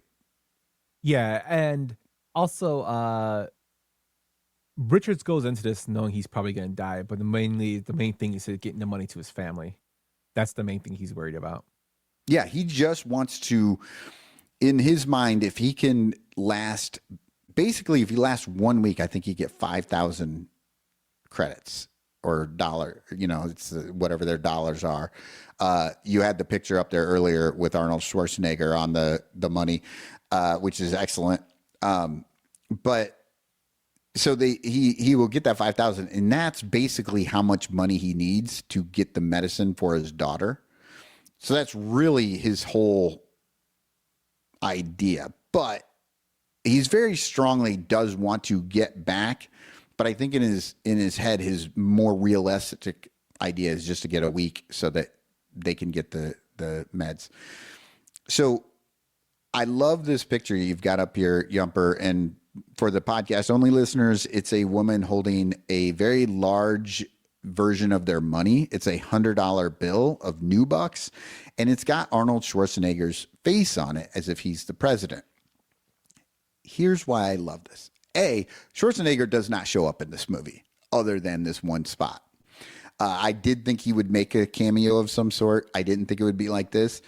But B, in my own mind canon,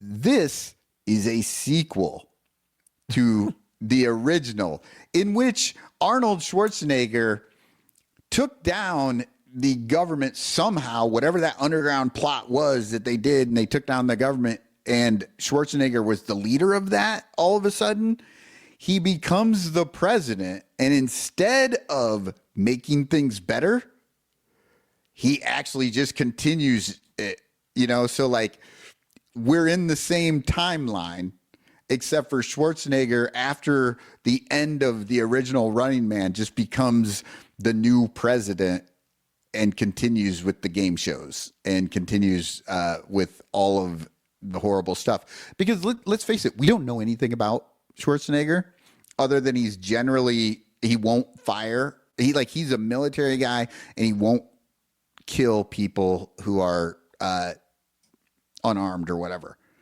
But that's it. That's not a person. He could totally have been like, oh yeah, no, the way this has all been going, he was on board with it, right? So he's just like Killian.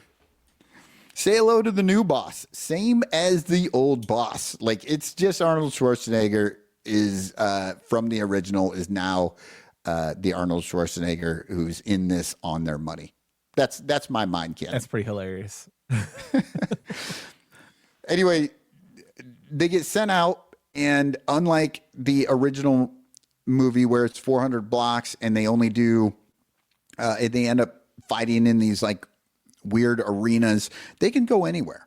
And so they do, which I think is a better idea. It's more fun. And everybody who is out there, like the regular citizens, if you see one of these people and you phone it in and it's real, you get money. And if it leads to a capture or death of one of these people, you get a bunch of money. So it makes people want to call you out. You don't have anywhere to hide, really. Yeah, and it's more towards the book because people can actually report you and get money for reporting you. And in a world where people are starving, they're not connected, it makes sense that they would report somebody on TV that they, and again, you go with the deep fakes of the original. This is more of a deep fake of making him out to be a bad person, but still drawing in that crowd that still loves him because you want to see him get killed. They paint him in a very negative, light, saying that he abandoned his family, while his wife was working as made his wife work as hooked his wife, prostituted his wife out and didn't take care of his daughter and stuff like that. Yeah, that was totally different too. And I like that they let you in on that right away. So they're not criminals. They, at least at first, they make him out to be a criminal later when he starts killing the hunters. But they're not criminals. They're just people that you don't like. They make them out to be. And when he is on stage and he yells at Coleman Domingo about that, Domingo just turns around and he goes, I know, man. We're just playing it up for the TV. Like, I really liked that he sort of said that because they didn't make him a criminal. They just made him somebody you didn't like. Yeah, it's like a show business, man. Yeah. And let's be fair. Ben Richards in this incarnation is a hothead. He has a strong moral compass, but he's a jerk. He's a hothead. He yells at people. He fights with people a lot. Like, he's sort of antisocial. He's not your goody two shoes like the way that they made Schwarzenegger out to be. Yeah, and he's more of a real person, I would say, in this film. I do like aspect I like about this film is that they show why he would survive in this kind of atmosphere, because when he's doing the training or the actual auditioning, when he's running, they show him running at his old previous jobs. They show him like jumping around from explosions under the mines and having to get away in time, climbing on stuff. Ridiculous jobs he was doing that were basically life threatening, but he had to make ends meet. They show why he was actually a good candidate for the show by surviving that stuff, and it prepared him to be able to survive in the show. Right. Yeah, totally. They did such a better job with the story, with the character development. Still, the outside characters, not a lot of development in those, but there's not much you can do. They're secondary characters. At least they did a good job of building up who this one guy was, right? And then he gets out on they get running, and he goes and sees Molly and gets his disguises. Like, he immediately goes to disguises. And like you were saying, Josh Brolin told him to stay with his own people, but he was smart. He was like, no, I want to go where the rich people are. So he flew to New York or whatever. And then he went to Boston. Like, he's trying to be where there are lots of people so he wouldn't stick out quite so much. And he used disguises. So, but that's when we find out that when he does these videos, which he's trying to make it so that you can't tell where he's at, the hunters are not crazy WWF people. They're literally just a military strike force that when they find out where you are, they go there and they try and kill you. The hunters are tracking him because when he sends these things out in these special mailboxes, you know where that mailbox came from, so they can send people to it. Yeah, basically the system's rigged against him, but that's the whole idea of the show. Like, they don't hide that really. Yeah, and one thing I did like, even though they didn't go to a big backstory of the other competitors with him, they did when he goes to the guy's house and he shows him his YouTube videos he's putting out, explaining the network's like view and how they do. There's the dumb guy, which is basically Tim, the person that basically doesn't care, just wants to spend all the money that they're getting, the credits they're getting every day, which is basically O'Brien's character, and then the wild card, which is him, which is the attention getter. It plays out to that formula, so they kind of explain why they're there. One thing I did like again too is this film is gorier than the original, like way gorier. Which is crazy because back in the 80s, like, you would expect it to be gory, especially with how everything else was over the top. But yeah, the guy that you're talking about, that was Ezra, right? The actor. So when he's out running, he runs into this a young black kid finds him, and instead of calling him in, he takes him home and hides him out. And that's when we meet Ezra, and he's doing the YouTube videos talking about how the games are rigged and stuff, and it's not real. And through Ezra, he gets hooked up with the Michael Cera character, but he's got to get there. He's got to go, like, jump on a train and travel off grid to wherever, Virginia or whatever this guy is. He's somewhere down south in the woods. But he's got to go meet up with Michael Cera, and Michael Cera is going to help him win the game because Cera kind of knows even if you win the game, they're going to get rid of you. And so he is going to show that it's all a scam and put out these zines showing that, like, no, he actually won, but now he's gone. Yeah, he writes a manifesto of everything, as well as he writes like underground paper as the government controls all the media, which again can be relatable to what's going on now. They're trying to control the media, but he tells him that he keeps telling him, like, you're the spark that's going to ignite the flame of basically having everybody rebel when they show what kind of people that are running this. And that's another reason I thought this film was really done really well, was because they give him a purpose, not just like that one man's going to stop all the problems in the world. He's going to be the person that, it's kind of like Hunger Games, like the Mockingjay. He's the person that gets the ball rolling and makes the change happen. Yeah, I definitely like that too. There was not like this coordinated large underground effort. It was literally just this one. There was like a couple of guys talking about this stuff on the internet or whatever, and he literally just wanted to use him to hopefully spark some sort of revolution. At this time, Ben Richards figures out how the game's being played, understands where he's at, that it's all about ratings, and they're actually going to protect him for a while and let him live.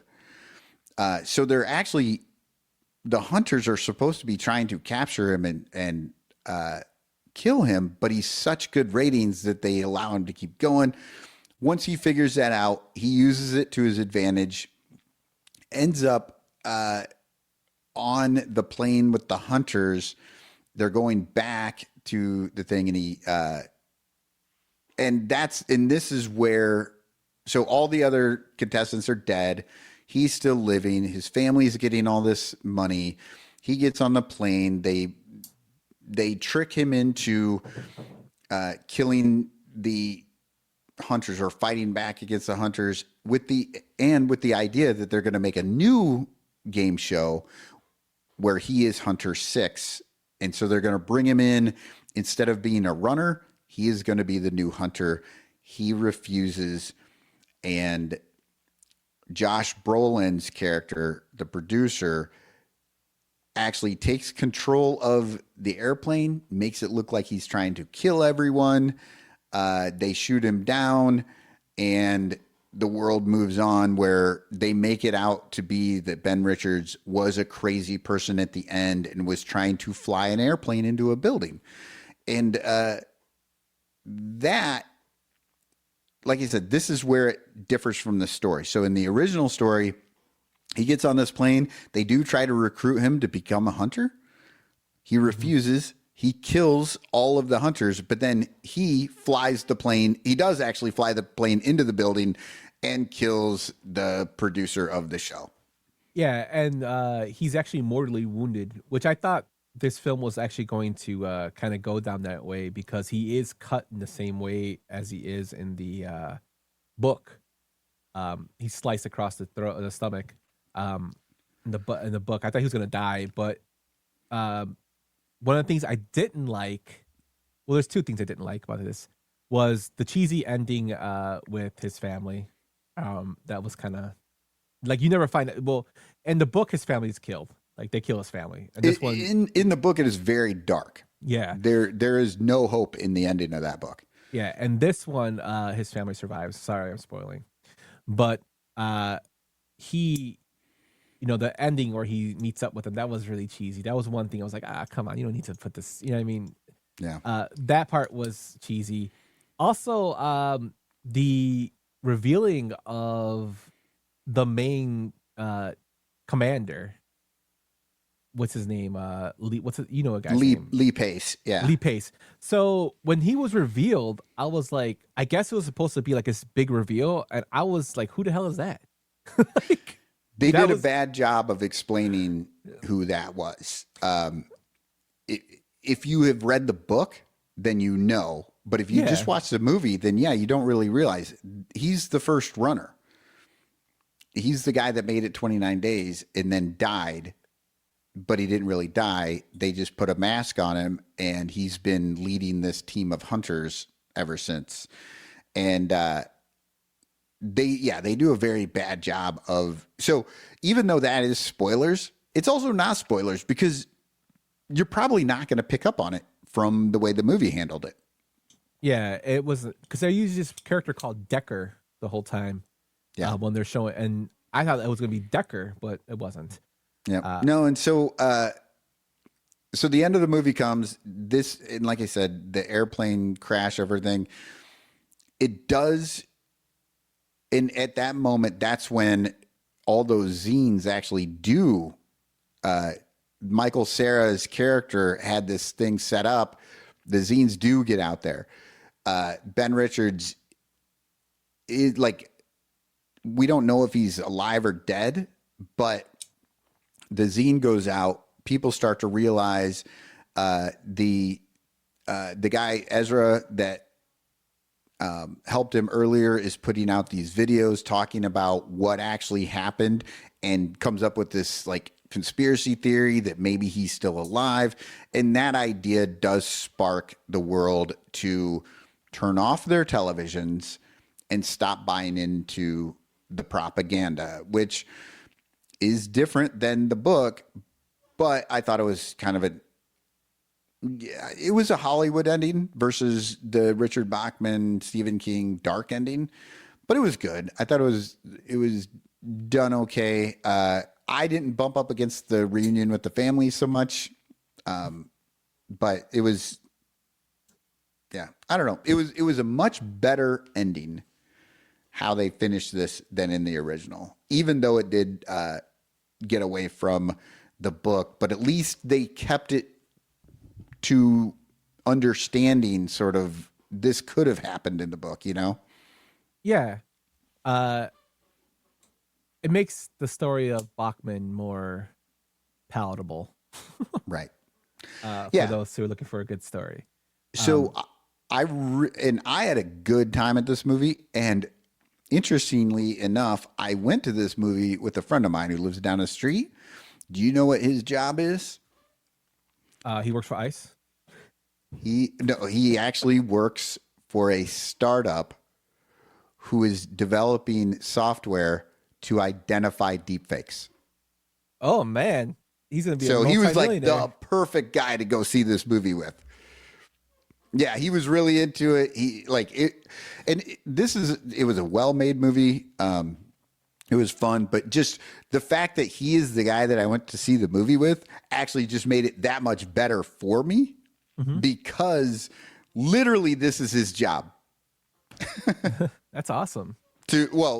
Literally his job is to fight against a lot of the deepfake stuff that is happening in this movie, which if you haven't seen the original, you would honestly think, oh, they did this for this movie.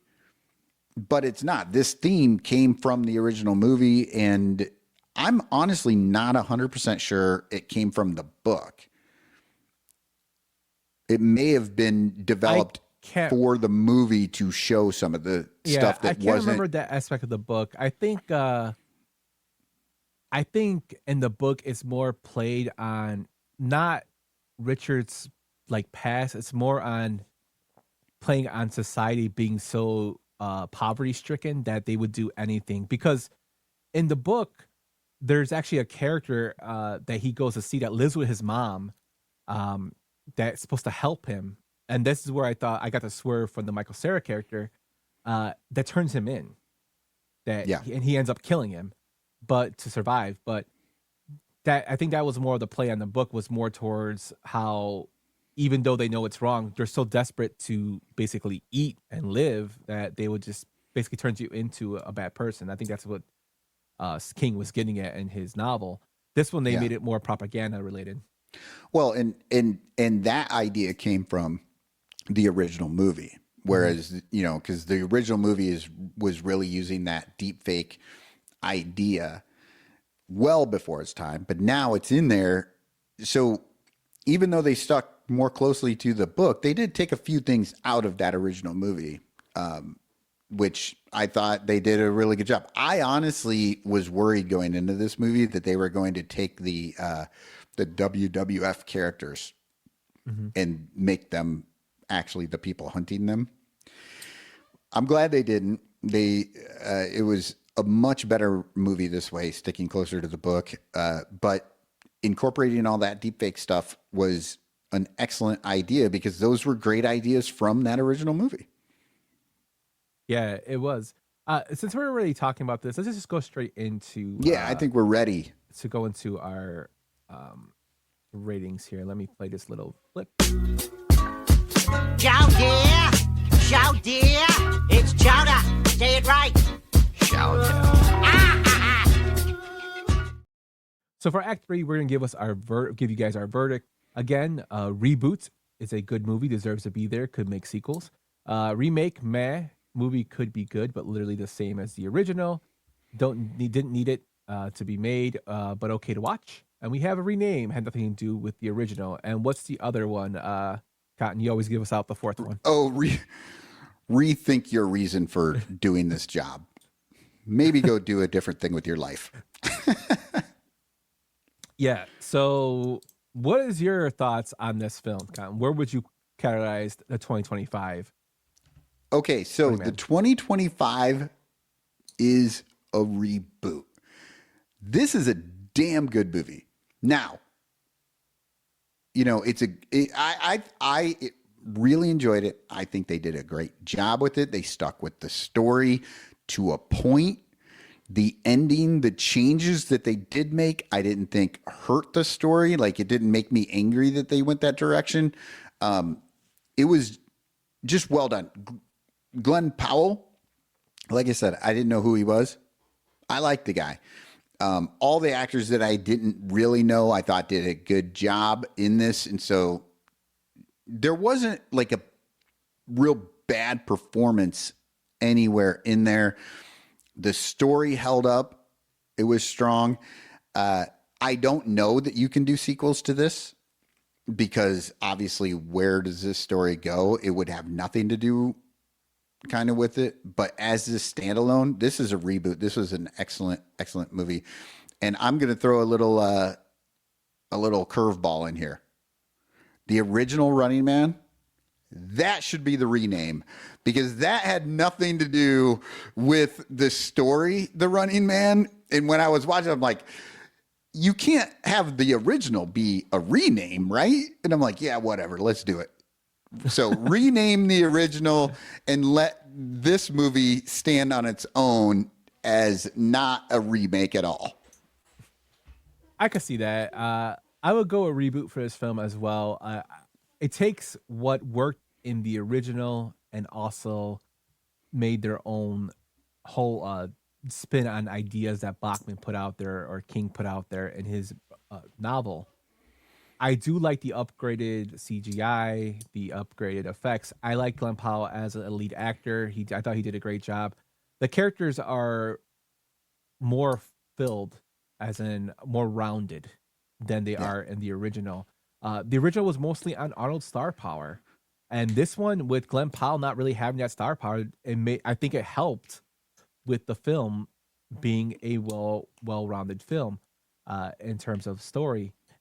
I actually like this film better than the original, to be honest with you. I really enjoyed it that much. And that's, even though I love the original for nostalgia, I actually really enjoyed this one. Just it became my favorite of the series. And I do hope they make sequels on this. Now, seeing that the box office is not that great, I don't know if it's going to have one, because unfortunately, if it doesn't make money that way, they kind of shelve it. But it would, you set yourself up to kind of have him guide what's going to happen as they fight the rebellion. And that's when you can bring Schwarzenegger back as the president on that money and tie it into the original. That's what I'm saying. No, I agree with you. This is a way better movie. And and I said when we did Toxic Avenger that the newer movie was the better movie. It was better made and everything, but I still liked the Toxic Avenger better than the new one. Mm-hmm. I thought it was overall, it was just a better story to me, even though everything else failed compared to the new one. This one is kind of the opposite.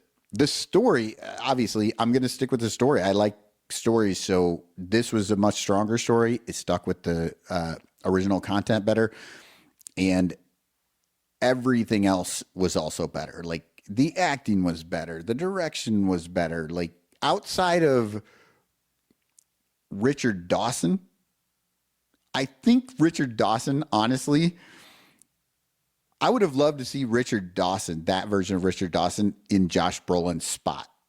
Like, I really liked Richard Dawson in that movie. I thought he did better than the Brolin and Domingo combo, but it did not hurt the movie in any way. It was just a different take on it.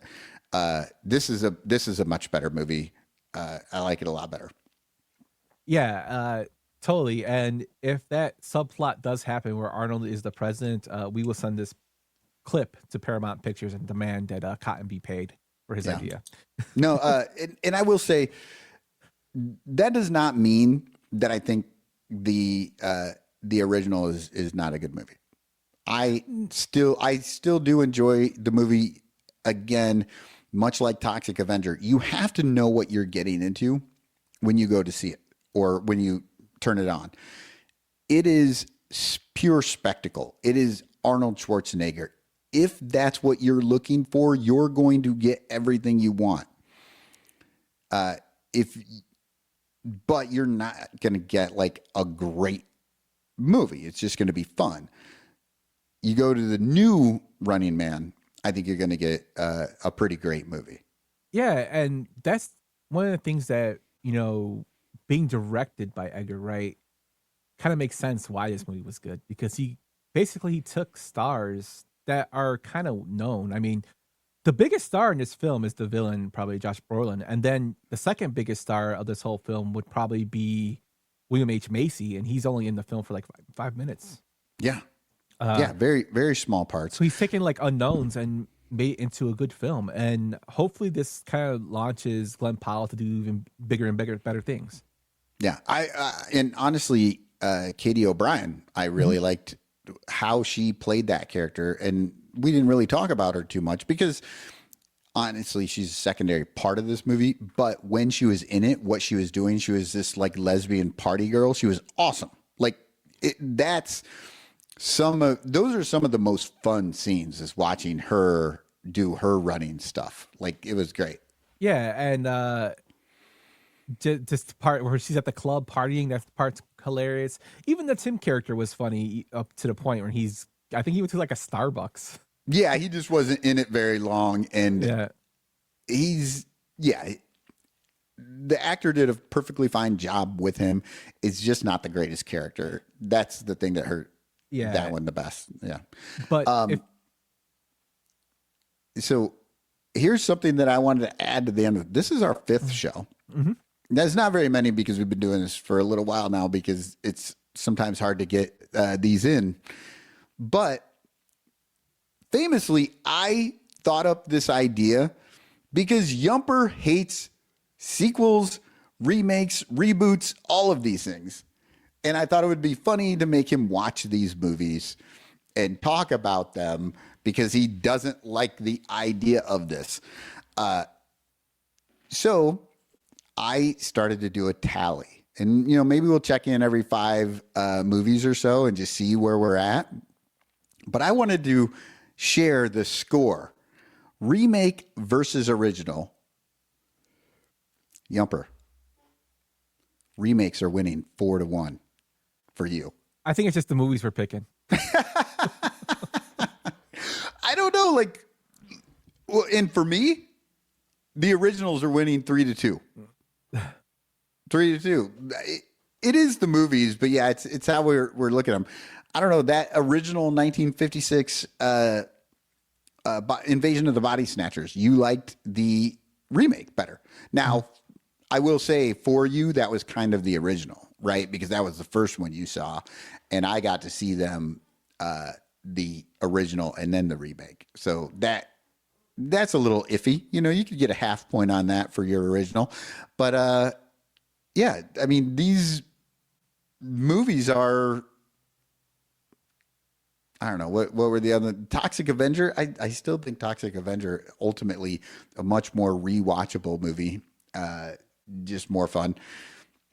I don't know. I was surprised when I went back to check where you were at, that you're liking these remakes better than maybe I think you thought you would like. Yeah. Well, I Toxic Avenger I liked. It's just because it's more 80s. The newer one I liked. The Invasion of Body Snatchers, I mean, people consider it the greatest remake ever made, that film. So I mean, you can't really fault me for liking this one. This one really surprised me because I thought I was gonna hate this movie. I'm not gonna lie. I thought I was gonna hate it because I keep playing that stupid scene. Even since that's stupid, it's funny in the film, but the scene where he makes that face and he's like, oh yeah, that part. I'm like, okay, but it intrigued me to want to watch it, and I enjoyed the film, and also it's not that long. It was not a film that dragged, right? So I could see, but I am still like we just talked about in the previews how I hate certain Hollywood ideas. So I don't know if that's ever going to change, man. Right? No, I just thought it was funny, the dichotomy here. And here's the thing, like, I don't know that these are not saying that you think the originals are bad. That it's not that at all. It's like just what we are preferring, because actually outside of the original House on Haunted Hill, I haven't disliked any of these movies. Yeah. I thought the original House on Haunted Hill was pretty garbage, but I think you would want this if you're a Hollywood studio to have these feelings, of you want that a remake to be better than the original, or the audience to gravitate, because that means you're making a right choice and making good money. Right. Unfortunately, they don't do that. Yeah. Well, and you are correct. We have been picking some movies that we are interested in already, for different reasons. look, maybe listeners out there, maybe you throw something at us in the comments section on, Blue Sky, Sadistic Penguins at Blue Sky or whatever, and just tell us what remake you would like us to do. And then maybe that's going to be, that's going to switch things up. That doesn't mean we're going to do it, but give us your ideas and maybe we will if it's intriguing. We don't know what we're going to do next, but let us know whether you like the idea that we did a very new movie. Yeah, if you like the recent films or you like us going with the classics, let us know. Yeah, because you will get spoilers. I do not abide by the spoiler ethos. I will tell you exactly what happened in these damn movies. So you do understand that. If you don't like that bit, then you're going to want us to do older movies. Yeah, but we would like to hear what you have to say. You didn't read his thing on spoilers. Yeah. No, and the other thing is we added the news at the beginning of this, and that's why this is running about a half hour, 45 minutes longer, is because of that new little segment. I enjoyed it. It did make the podcast longer, but I also don't care about the length of podcasts. This is the Cotton Hour. If you guys notice, every time I do the At the Show podcast, if we hit the 2-hour mark, Cotton gets a shout out because it's the Cotton Hour. He loves podcasts that are long, which is totally fine. I mean, this is totally fine with me. I haven't done a podcast in a couple of weeks, so I'm totally fine with doing it. I actually really enjoyed the preview session, so we would like as much feedback as we can get. Again, we are still tweaking our show to make it sound better for you guys. Let us know what you like, dislike. Don't be afraid to hurt our feelings. We don't care. We're grown men. We can take it. We just want to know your perspective and what you like to listen to. So we're trying to make it enjoyable for you and also us while doing it. Yeah, absolutely. Well, that was The Running Man.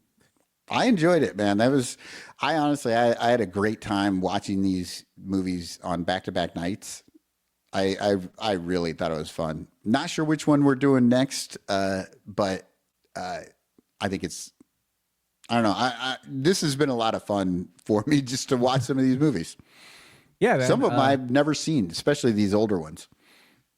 That's the whole point of discovering stuff you've never seen. Some stuff I haven't seen either. So we'll be back in a few weeks with our new episode. We'll drop that. Thank you all. It'll probably be Silent Night, Deadly Night, right? Oh, Jesus Christ, no. I'm not gonna read that. It definitely won't be that film. Thanks for listening, everybody. Cotton, before we're out of here, tell us about some stuff you want to plug. Oh, it's the Christmas season. If you're hearing this anytime, but you can really go anytime. Unfortunately, you have to go to Amazon. But if you search my name, Michael Cotton, and Santa's Gift, I have a children's book out there that is about two children that go to the North Pole to find out what Santa wants for Christmas and learn something about Christmas. It's fun. It's for kids. I wrote it for my kids as sort of a night before Christmas thing. And when they were very young, they're old now. But when they were very young, I used to read it to them on Christmas Eve. He still does. So, it's okay. Yeah. But it's a great little kid's book about Christmas. It's that time of season. If you want to support somebody with $1.29 royalty, go ahead and hit Amazon up. Maybe someday I'll see some of that money. We'll include the link in the blog post for this that we have on the website, so you can check it out and support Cotton. I'll also put it in the Twitter's announcement for you. Yump, do you have an affiliate link thing on Amazon? No, we don't. The only thing we have is our merch store, which we have it in several places. But if you follow the CAPTCHA or go to sadisticpenguin.printify.me, you'll get the best deal there for our merch. There's a bunch of great shirts and stuff on there right now. Yeah, we actually have a Christmas. We have some Christmas wrapping paper with our Slaying It Santa cup, our Slaying It Santa hoodies. Also, our Fuck Ice shirt is back due to popular demand. Actually, that one's been selling pretty well. A lot more people are buying that one because of, you know what? I wore it on Thanksgiving. So we have that. We have some Bears merch as well as Bulls merch coming out. I got some ideas on some Cubs and Sox merch that I'll be doing. Of course, not going to be named Cubs and Sox due to copyright. but they are going to be Cubs and Sox related. So I'll be probably rolling those out within the next couple months. But thanks everybody for listening. We'll be back in a few weeks, and be sure to check out the Bleacher Brunch, as well as the Sun Ranto Show and the At the Show podcast. Take it easy, and we'll see you soon, hopefully. Cool. Thanks.